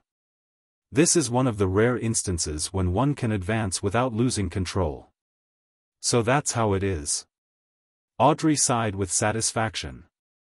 To her, knowing more mysteries was more enjoyable than getting a nice dress or jewelry. Furs also came to a realization as she pressed, then what about Beyonders at sequence 7, 8, and 9? Theoretically speaking, their Beyonder characteristics will not be passed down to their descendants, but that is not absolute. If there's an excessive amount of Beyonder characteristics, there's a chance for them to be passed down as well. That is to say, if you're pregnant with a child, there's a way to effectively reduce the remnant potion in your body. No, one might not succeed, but 3 or 4 will stand a higher chance. 3 or 4. Furs stared agape. Klein, who had learned all of this general knowledge from Roselle's diary, couldn't help but think of a joke. Miss Magician, in the future, you can say to your child that you were a free gift from drinking a potion. Although it seems that, according to Mr. Hanged Man, the burden can be reduced the moment a child is conceived. Having a child would still require almost 40 weeks of trouble. No, more than that, it's impossible to leave the child after it's born, right? After grasping the acting method, even if the process subsequently becomes more difficult, 2 months will definitely be enough time to digest it. It might not even take that long, after all, it's just a starting sequence. Furs forced a smile and said, I understand, the best way is still to rely on acting to digest it. Alger gave an affirmative answer. That's the case for sequence 7 and below. After that, digestion would easily take a year or so, 2 to 3 years, and then 5 to 6 years. When that happens, giving birth to a child would be a simpler plan, he added inwardly. There were a few seconds of silence as the 2 women digested the knowledge they had just gained. This was the first time they had known that having a child had such uses. For Derek, this was common knowledge. He adjusted his posture and said, I've been assigned another exploration mission. Where to? Alger tilted his head and asked. It's still the half-destroyed temple of the fallen creator, Derek answered without sounding too grave. It sounds like there's a certain guaranteed level of safety. Audrey didn't interrupt. The hanged man pondered for 2 seconds before asking, is the shepherd elder still in prison? Yes. This exploration will be led by the chief. The son didn't hide the facts. This way, the danger level will be much lower than last time. You can give it a try. Alger couldn't help but look at Mr. Fool once more. Unable to read any thoughts from the other party's blurry eyes, he continued to speak to the son, this should be your last inspection before the surveillance is completely removed. Previously, the information you made known was that Amon is archenemies with the fallen creator. They wouldn't mind exposing themselves to spoil the other's plans.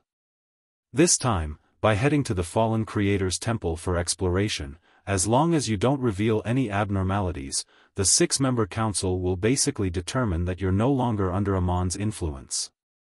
Mr. Hanged Man sure is experienced. It's as if he was planning the operation. Derek kept it in mind before asking, what else do I need to pay attention to? At the very end of the long bronze table, the fool, who was quietly watching, opened his mouth. Flesh and blood, ravings. Klein had only said 2 words, leaving the Tarot Club members to comprehend them on their own. This was the demeanor of a great figure. The hanged man pondered for a few seconds, then he said to the son who had thanked the fool, in particular, don't look at what you shouldn't, don't listen to what you shouldn't, don't eat what you shouldn't, and don't touch what you shouldn't. What are those that shouldn't be seen or heard? Derek asked, puzzled. The hanged man said with a deepened voice, after entering the temple, everything is included. Then, how should I explore? Derek asked in surprise. The hanged man chuckled. Aren't there other members? Isn't there a chief? It really is Mr. Hanged Man's style. Audrey subconsciously wanted to cover her face with her hands, but the education and habits ingrained in her had told her that such actions weren't graceful, so she forcefully changed the way she moved, stroking her drooping hair and pushing it behind her ears. The son felt that such a method was quite unacceptable. Upon noticing his reaction, Alger secretly cursed before saying, what I mean is to listen to your chief's instructions. Only do what he allows you to do. At any other times, do not take matters into your own hands. I understand. Thank you, Mr. Hanged Man. The son instantly relaxed. Phew. Alger exhaled and turned to the woman opposite him. Miss Justice, I wish to know the political changes in Backland after Duke Negan's passing. Audrey recalled the information she had heard, both directly and indirectly in recent times. Duke Negan's death has divided the House of Lords. Although his eldest son is about to inherit the nobility title and become a member of the House of Lords, his prestige isn't enough to calm the dispute. Nearly 10 members of the House of Lords have jointly proposed that the newly conferred nobility should also have a chance to obtain a fixed seat as a member of Parliament. Simply put, let those who are conferred nobility through political donations, charity donations, and the purchase of land become members of the House of Lords. Hearing this, the Hanged Man Alger laughed. Aren't nobles with a certain amount of history in their family line the ones who despise such people who rely on unorthodox means to be conferred a nobility title the most? Wasn't the ultimate honor and their greatest pride the fact that a fixed seat in the House of Lords was hereditary? Ignoring the inadvertent mockery, Audrey calmly explained, when you have tens of thousands of pounds, hundreds of thousands of pounds, or even more debts, you will also make the same choice. Owing money wasn't a fatal threat to many nobles, but the debtor could apply to the court and use their lands as payment for the debts. Without the minimum amount of land needed for a noble title, their status as nobles would be on the verge of collapse. And then? Alger didn't continue to harp over the previous question. Audrey gave a rough description. This kind of dispute has put many bills on hold, including, but not limited to, the raising of workers' salary, the improvement of working hours, and revising the poor law. It's gratifying to see that the Civil Servant Unified Examination is still progressing steadily and hasn't stopped, and the investigation into the air pollution in Backland is also going in depth. There will be no war for the time being.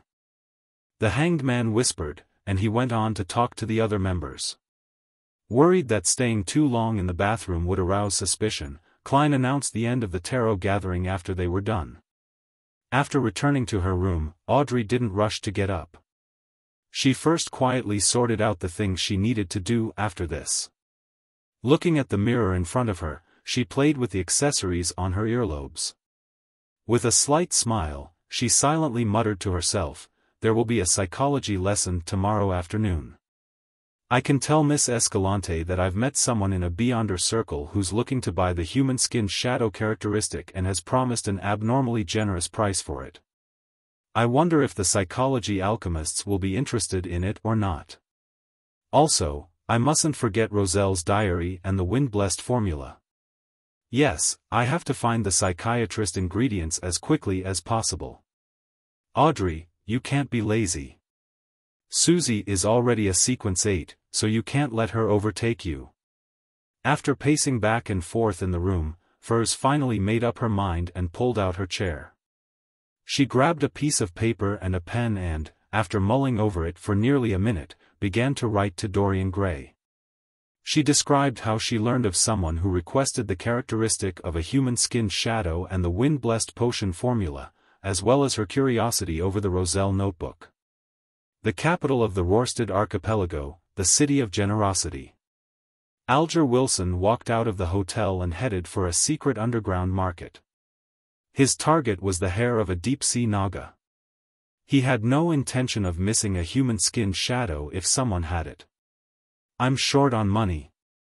Klein sat in the living room and sighed again. He still needed quite a bit of cash to ensure that he could purchase the items directly when he received clues regarding the human skin shadow's characteristics. Klein thought for a long time, wondering if he should find other channels to sell the Beyonder characteristic left by the interrogator and stop waiting for Miss Zio to save up her money. After an unknown period of time, the sound of the doorbell rang, breaking the afternoon silence.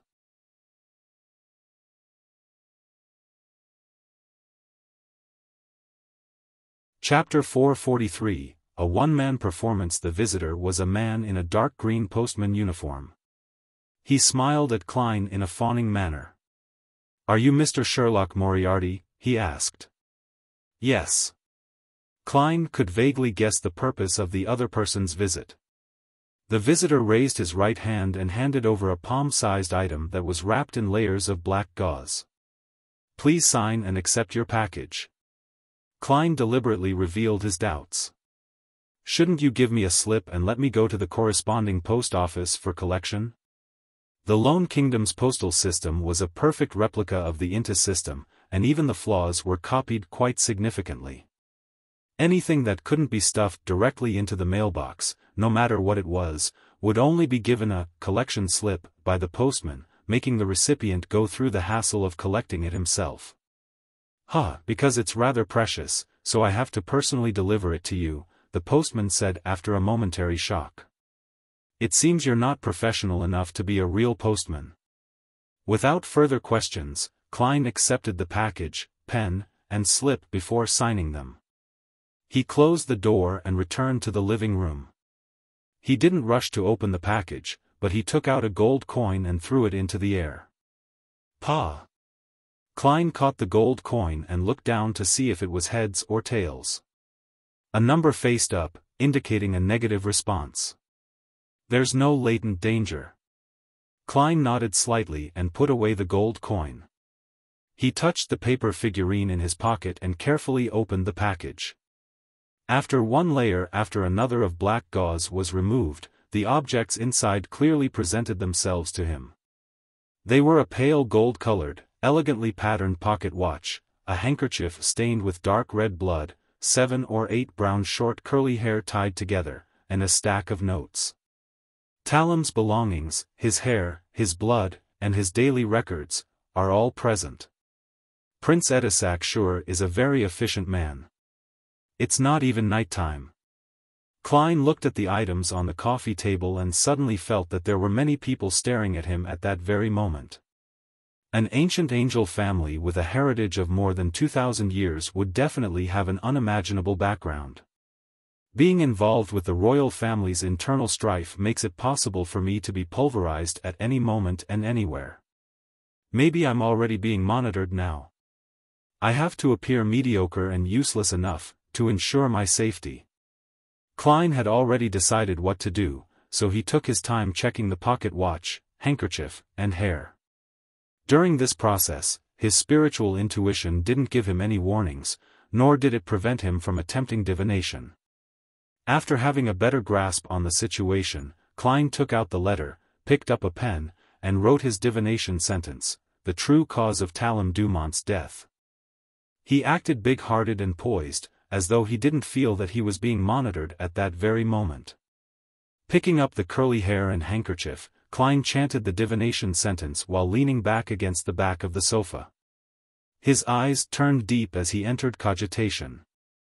After repeating it 7 times, he came to the dream world and saw the familiar lobby of the Quelag Club. And then he saw Talem Dumont clutch at his heart, his face contorted once again. This revelation shows that Talem did die of a sudden heart disease. Klein opened his eyes and muttered softly to himself. He frowned, wearing a puzzled, confused, and thoughtful expression. He tried several different divination statements and received the same result. He got up and paced back and forth several times. He punched himself in the head, as though he was angry that he wasn't good enough to help his friend or find out who the culprit was. In the end, he dejectedly sat down and didn't move for a long time. In the dark room, he was like the silhouette of a stone statue. That should be enough. I can't go overboard. If there's no one monitoring me, then I would have been fighting with the air just now. Klein shook his head in a self-deprecating manner, got up, and walked to the kitchen. After dinner, he seemed to perk up again before he read the stack of notes carefully, including what Talem had done and who he had met on the day and the days prior to his death. Home, Red Rose Manor, Quelag Club, Viscount Conrad's mansion. There's nothing out of the ordinary about it. Klein picked up a sharpened pencil and drew circles, marking out the places he would visit and the targets he would ask about in the next few days. After doing all of this, he let out a long sigh. Without confidence, he packed up his things, washed up, and went to bed. In the middle of the night, when the red moon was hidden by layers of clouds, Klein suddenly opened his eyes and woke up. He got out of bed, opened the door slowly, and went into the bathroom next door, hiding himself with a paper figurine substitute in the process. Walking 4 steps counterclockwise, he arrived above the gray fog and sat down at the seat which belonged to the fool. His eyes had become clear, no longer dispirited, dejected, and pessimistic. Soon after, Klein took the blood-stained handkerchief from a hidden pocket in his pajamas made out of old clothes. When he was packing his things, he had used his beyonder powers as a magician to hide the handkerchief on his body. After taking a deep breath, Klein conjured a pen and paper, and he wrote down the divination sentence that was no different from the beginning, the true cause of Talem Dumont's death. After he repeated it 7 times with his body and mind in peace and quiet, he leaned back in his chair with the paper and handkerchief in his hand and fell asleep in the silent and empty old palace. In a gray, separated, and illusory world, Klein saw a completely different scene from before. Presented before his eyes was a palm-sized wooden puppet, carved with eyes, a nose, and a mouth. There were a few drops of dark red blood on the puppet's body, giving it a demonic appearance. A palm stretched out. The skin was white and exquisite, smooth, and beautiful, with 5 slender and delicate fingers that accentuated the hand's flesh and bones. The most eye-catching thing was a unique ring with an inlaid sapphire on the hand's pinky finger. Pa! The hand's index finger was wreathed in black flames as it pointed at the heart of the wooden puppet. Without a sound, the scene shattered and Klein woke up from his dream. His initial judgment wasn't wrong. Talem had died under a curse. But there was a problem. He had already seen the scene of the curse happening, so why wasn't the scene displayed in its entirety? The mysterious space above the gray fog is able to get rid of all interference. Klein was puzzled for a moment. Normally speaking, receiving a revelation that too abstract and easy to misread was a problem with his limited divination abilities. It meant that the difficulty of the matter he was divining was too high and that it had nothing to do with the gray fog. It was an understandable outcome, but he had clearly seen the scene of the murderous curse, but he was limited to a small scope of the situation. It didn't provide a relatively effective revelation and was rather baffling. Have I encountered such a similar situation in the past? Klein dug through his past experiences. Suddenly, he sat up straight, remembering a similar experience. In Tianjin, when he was divining the real reason behind the countless coincidences, something similar had happened. He could clearly see the house with the red chimney, but he couldn't reach its Zangwil and sealed artifact 0-08. This is the power of someone or something that's at the level of a grade 0 sealed artifact that's resisting the power of the gray fog? Klein's eyes abruptly narrowed. No, not necessarily. There are still quite a few possibilities. I have to confirm it again. He put in a lot of effort in order to calm down. As for the method used for confirming, it wasn't daunting for the experienced him. The method was simple, redoing the same divination again. If the revelation doesn't change, it means that things aren't so terrible, and if divination is no longer successful, then something around the target or the target is resisting the gray fog to some extent, like 0-08. Taking a deep breath, Klein calmly repeated the previous divination. The true cause of Talem Dumont's death. He leaned back in his chair and chanted in a low voice, his eyes growing darker. In the dream, all he could see was a hazy, shattered gray fog. There were no more wooden puppets or fingers. Whoosh! Klein straightened his back, his expression abnormally grave. What did Talem get himself involved in? He frowned as he muttered to himself. There's no question as to what I should do next. It's to be passive and perfunctory.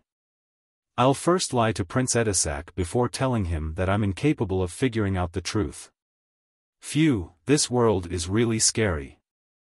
Just the slightest bit of carelessness would cause me to come into contact with something extremely terrifying. Klein sighed. Without daring to stay any longer, he quickly returned to the bathroom in the real world. Tuesday, 9 a.m. at the Crown Cemetery. Klein stood at the edge of the crowd, wearing a black shirt, black vest, and a black tweed coat whilst he was carrying some fresh flowers he bought for 12 soldi. He looked gravely at Talem Dumont's coffin being carried over, had his soul put to rest, and was buried bit by bit into the earth.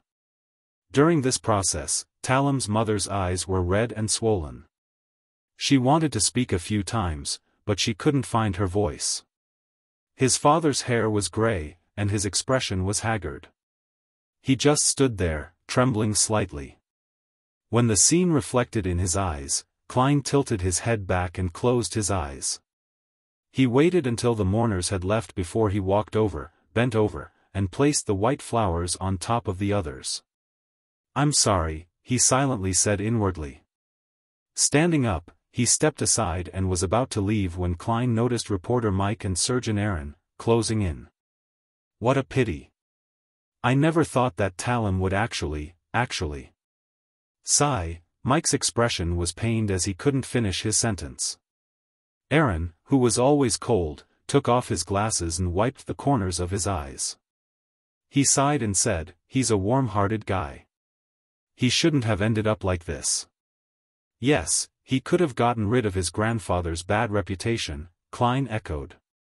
Just then, he saw a female figure in a thick black dress with a veil covering her face walk up to Talem's grave. She, too, was also carrying a bouquet of white flowers. Klein looked away, not paying much attention, just keeping watch through the corner of his eye. The woman bent down to release the flower, revealing her left palm, which was covered by a black gauze glove. A blue gem faintly appeared on the pinky of her left palm. Klein's scalp tingled instantly. His entire body felt numb.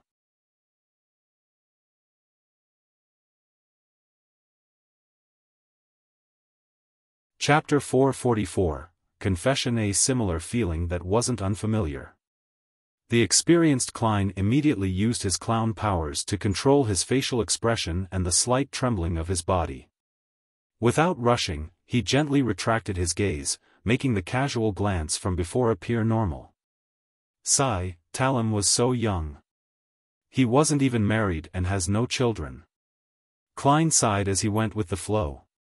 He had said this because it gave him a plausible explanation for his subtle reaction towards the woman who had offered the flowers. He had turned sad having seen a woman who had some connection with Talem, associated her to marriage and family, and then finally how his friend had passed away at an early age.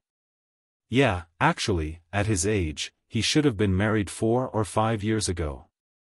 Unfortunately, the matter with his grandfather left him with an extremely strong psychological trauma. He had always rejected marriage, and only recently did he improve. Reporter Mike sighed. At this moment, the seemingly normal Klein seemed to have a cluster of thorns stabbing at his back, slowly piercing into his skin and flesh, causing him to feel extremely tense. The girl in the black dress with the sapphire ring on her left-hand pinky had straightened her body and calmly surveyed her surroundings. Afterward, she quietly left Talem's grave with 2 maids accompanying her. She silently walked further and further away from Talem's grave. Phew! Klein secretly heaved a sigh of relief. The feeling of his back being stabbed quickly turned into a cold sweat. Just who is she, and why did she come to the grave to offer flowers? Talem's lover? However, how could Talem, who had no wealth or status, have a relationship with a terrifying person who is involved with a grade 0 sealed artifact or that of a demigod? This isn't a novel. Furthermore, she should be the one that used a curse to kill Talem. This matter runs deep. Klein listened quietly as Mike and Aaron recounted Talem's past. His thoughts quickly dispersed, feeling that the most puzzling thing about this matter was that Talem's death, an ordinary person who had no money, power, status, or strength, was actually involved with a grade 0 sealed artifact or a powerhouse of the same level. This was simply inconceivable. But this isn't an isolated case. There's another similar case that has happened around me. Klein suddenly thought of something and looked at the surgeon, Aaron. This ordinary person's home might very well be hiding a sequence 1 snake of mercury. Following this train of thought, Klein recalled the nearly 5 months that he had spent here since he transmigrated. He was stunned to discover that he had unconsciously become involved with many demigods and terrifying sealed artifacts. The woman who had killed Talim, the snake of mercury, Wuxia, the blasphemer Amon, the mysterious woman at the Royal Museum, a high-sequence beyonder of the Rose School of Thought, 0-08, 1-42, Ince Zangwil, the mutated sun sacred emblem, the Antigonus family's notebook, Mr. Isaac Eggers, who's suspected to be a descendant of death, Mr. Dorr, the Twilight Hermit Order. Each name flashed through Klein's mind, and every single one of them made him feel like drawing in a cold breath. He calmed his heart and carefully thought, these don't include the true Creator and the eternal blazing sun, who are ranked high above these. Strictly speaking, I can be considered to be among their ranks. After all, I came from a dark divination, and I'm a strange alternate world soul who controls the strange grey fog. Could this be another crest of the times, after Roselle? So all the demigods and terrifying sealed artifacts are making an appearance in real life. As these thoughts flashed through Klein's mind, the grief-stricken reporter Mike and surgeon Aaron excused themselves. He then left the cemetery at a leisurely pace. Just as he was looking around for a rental carriage, a familiar carriage drove out of a secluded spot and stopped in front of him. Although the coat of arms on the black carriage was skillfully concealed, Klein was still able to recognize it as Prince Edisac's carriage. Without a sound, the door of the carriage opened, and the old butler with his meticulously combed hair alighted. He politely made a gesture of invitation. "His Highness is waiting for you." "All right." Klein didn't feel guilty at all as he entered the spacious and warm carriage. Prince Edisac was dressed in a dark blue coat with a large collar and a golden ribbon across his chest, which made him look very abnormally noble. He rubbed the diamond brooch, and his long and narrow eyes showed hints of a sigh. "I'm restricted even when participating in the funeral of a friend. I couldn't appear in person and could only watch from afar, sending someone to offer flowers for me. This is the royal family's lack of freedom. If Talim's grandfather hadn't lost his aristocratic title, then you wouldn't have to avoid anything." Klein abided by Prince Edisac's gesture and sat across from him. Edisac picked up a cup of blood-red wine and said, "Sigh, I had originally planned to find an opportunity to help Talim's father recover his aristocratic title, but unfortunately, instead of going deep into the subject, he asked, Sherlock, did you receive the package?" "Yes," Klein answered any questions he was asked, never giving any additional descriptions. Edisac nodded slightly. "Any progress?" "I made several divinations using Talim's hair, blood, and belongings, but all of them led to the conclusion that he had died of a sudden heart disease." Klein used his emotionless, smooth narration to imply that, "My sequence isn't high enough, my standards are limited, although I'm good at divination, the other party is stronger, and I'm sure that I can't figure out the truth." Edisac looked disappointed and sighed. "How do you plan on continuing the investigation?" "Starting with the people Talim came in contact with a few days before his death and the places he went," Klein replied according to the plan. Edisac looked at the old butler. "There will definitely be no lack of threatening interrogations or bribery." "Pay Sherlock £100 for his investigation fees." "Yes, Your Highness." The old butler took out a stack of bills that he had prepared earlier. £100 straight out? Once again, Klein felt Prince Edisac's generosity. "I'll do my best." He took the £100 in cash and pocketed it without counting it in detail. "I hope that we can put Talim to rest." Prince Edisac clenched his right fist and tapped the left side of his chest. He turned his head to look out the window at Crown Cemetery, which wasn't too far away. His friendship for Talim still remained strong. Klein sighed before he was led out to a carriage by the old butler. In Empress Borough, the opulent villa of Earl Hall. Audrey looked at her psychology teacher, whose long hair reached her waist, and she pretended to carefully look from side to side. She immediately lowered her voice and said, "Miss Escalante, I recently joined a new Beyonder gathering. There were high offers for a human-skinned shadow characteristic and the wind-blessed potion formula. Different people. These are likely mid-sequence items, right? It sounds quite interesting." "Ah, right. Will the psychology alchemists be interested?" Escalante was startled. She pondered for a few seconds and said, "I'll ask when I return." "All right," Audrey responded briskly, as though she were simply intrigued by such mid-sequence transactions.